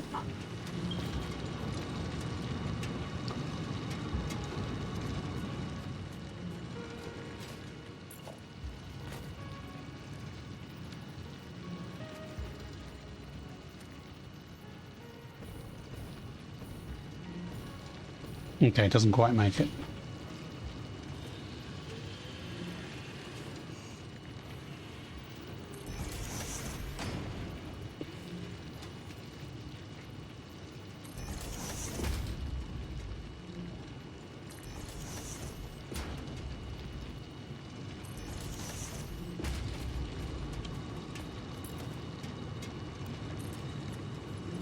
Oh, he spotted me again, and he keeps running in there after spotting me. Okay, let's clean up.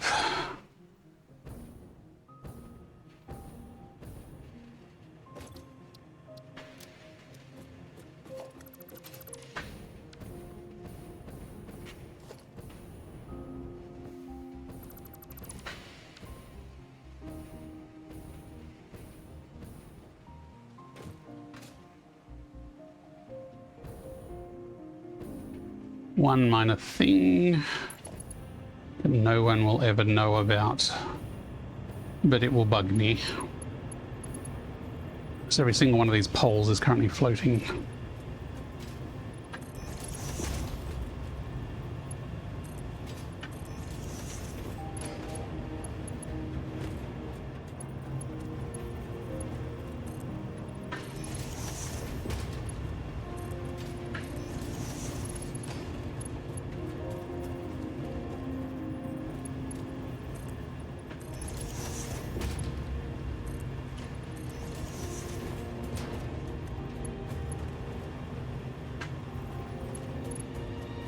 Did that actually build? No, it didn't.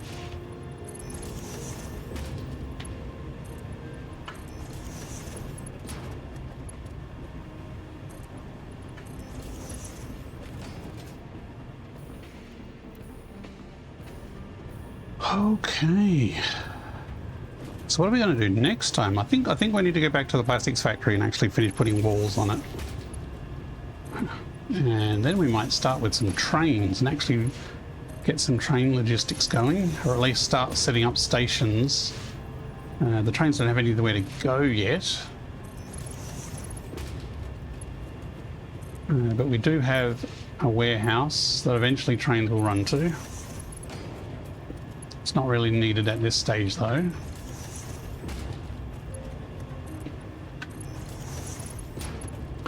And we've got to figure out, are we going to do heavy modular frames next, or are we going to do computers and circuit boards? So we've got some big projects coming up. Okay. And then I'll go for a swim. This is pretty deep here. Look, they're not even going all the way down. This is really deep water here.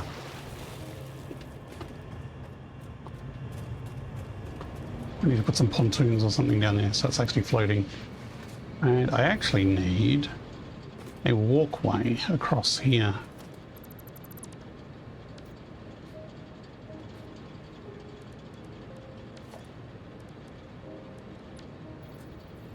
Because otherwise, how do we get over here?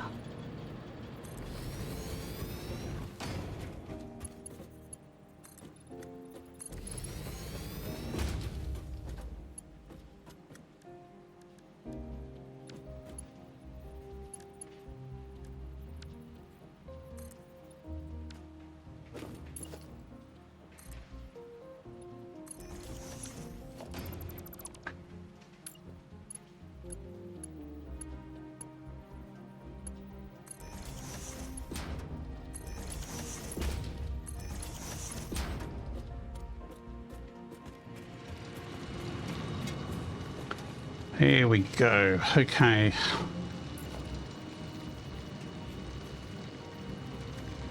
Ah, there's still a creature under there, I think. Okay, so we have one completed new coal power station. with a total of 24 coal generators, overclocked to 200% each, generating 3.6 gigawatts of power, minus the 400 odd megawatts of power that the water pumps and water extractors are using. This is connected back to our main grid, which means our main grid is looking a lot healthier now, because we were bumping, this black line was bumping against our orange line before. So we've actually about doubled our power generation. And we've got, this wavy line is a bit of some geothermal generators creating a bit of extra power on top. So it's time to head back home. I'm relying on this spitter here to guard our new establishment. And I think we will leave it there for the night. Let's see if we can get home safely. And what is the time? I can't see because I don't actually have a wristwatch in game, so why am I looking at my wrist? Let me just pull up the chat window. Actually says there. Okay, nearly 11 PM. Okay, it's pretty late. Good time to stop. So these nodes here were impure. They had me almost building in the wrong spot. Over there is a crash pod, which I'm going to resist looting. And over there is a crash pod that I'm going to resist looting. And we're going to be passing by another half a dozen crash pods. There's a mesosphere there. This is the Dune Desert out the northeast side. There's the Penis Rock.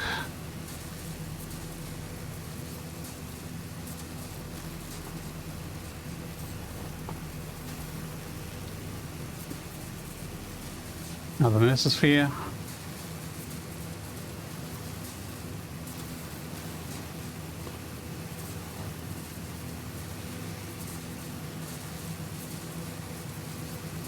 Am I going to clip the... I should be able to make it past that, I think. Actually, I'm going to put my hand down. You don't actually have to hold your hand up in VR. I just do it for the immersion. Oh, it did knock me off. Lucky I have a jetpack. A couple of oil nodes over there, and there's another geothermal node in amongst that spot there. It's just a normal node, I think, though. There's another crash pod up there. Another crash pod there, which I think is actually... Is it down there or is it up here? Lots of hogs that are going to spit at me if they see me. Let me see if I hit the tree. Lovely Titan forest here with huge trees. Really nice place. Another crash pod.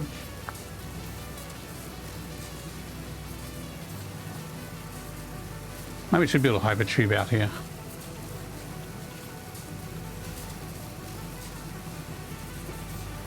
Lots of nasties in here, and at night time, oh, we missed me.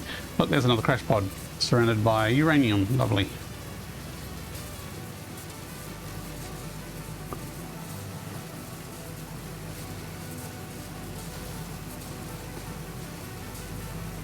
Yeah, at night time all the big stingers come out to play.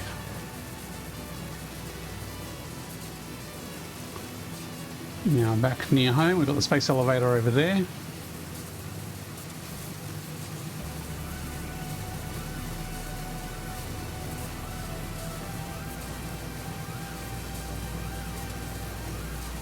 Down there is our old friend the nuclear hog.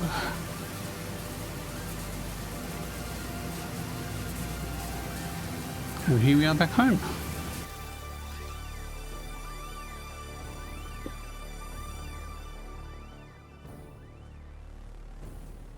One, two, three, four. There's 4 doggos and a sliding bean.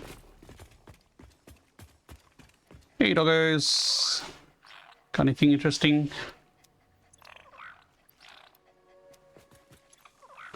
Not really. Okay.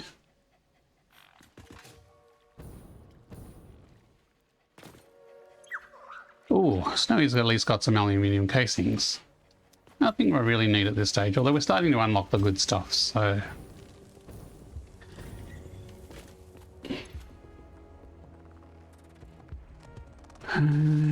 let's put those away. I kind of need to keep computers and things on me now to make the tier 2 blueprint maker whenever I need it.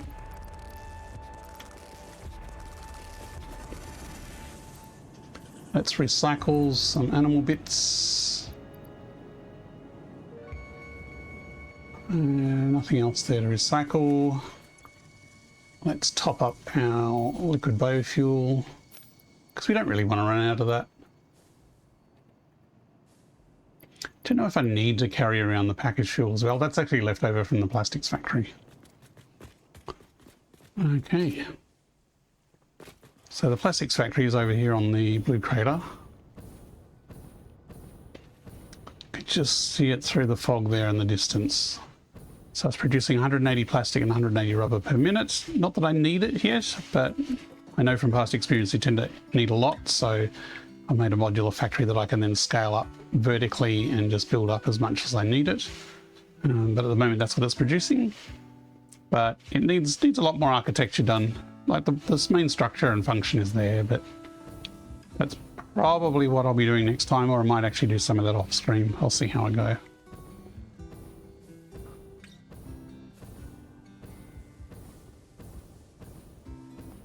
Need to put some walls around the recycling center as well. Okay, thank you very much everyone for watching and participating. I will now see if there's someone to raid out to. Sorry about the technical difficulties. My bitrate indicator is still saying it's pretty lousy. It is saying it's doing 12 megabits a second, which is not terrible, but apparently the light is red and jaggy, so I don't exactly know why. I'm gonna have to do some diagnosing, and I may have to downgrade OBS because I upgraded it recently by a couple of points. Let's actually save the game.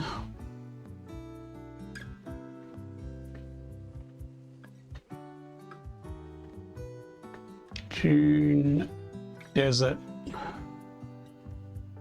coal, power. I'm sure I'll know what that means when I look at these. Maybe I'll make it a bit more explicit. Coal, power.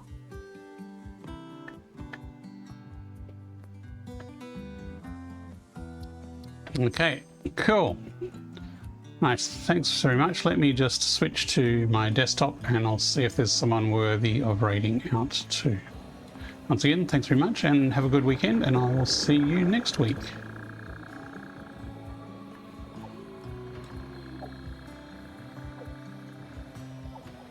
Okay, just taking my headset and gear off.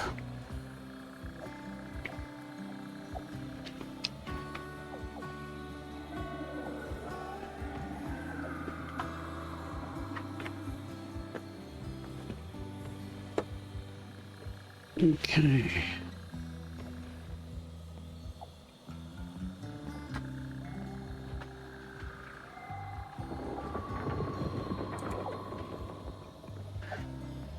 Let me load up Twitch dashboard. Oh, Fluxo looks like he's playing Star Rupture again, so we could raid out to Fluxo again. Let's have another look. Anyone else?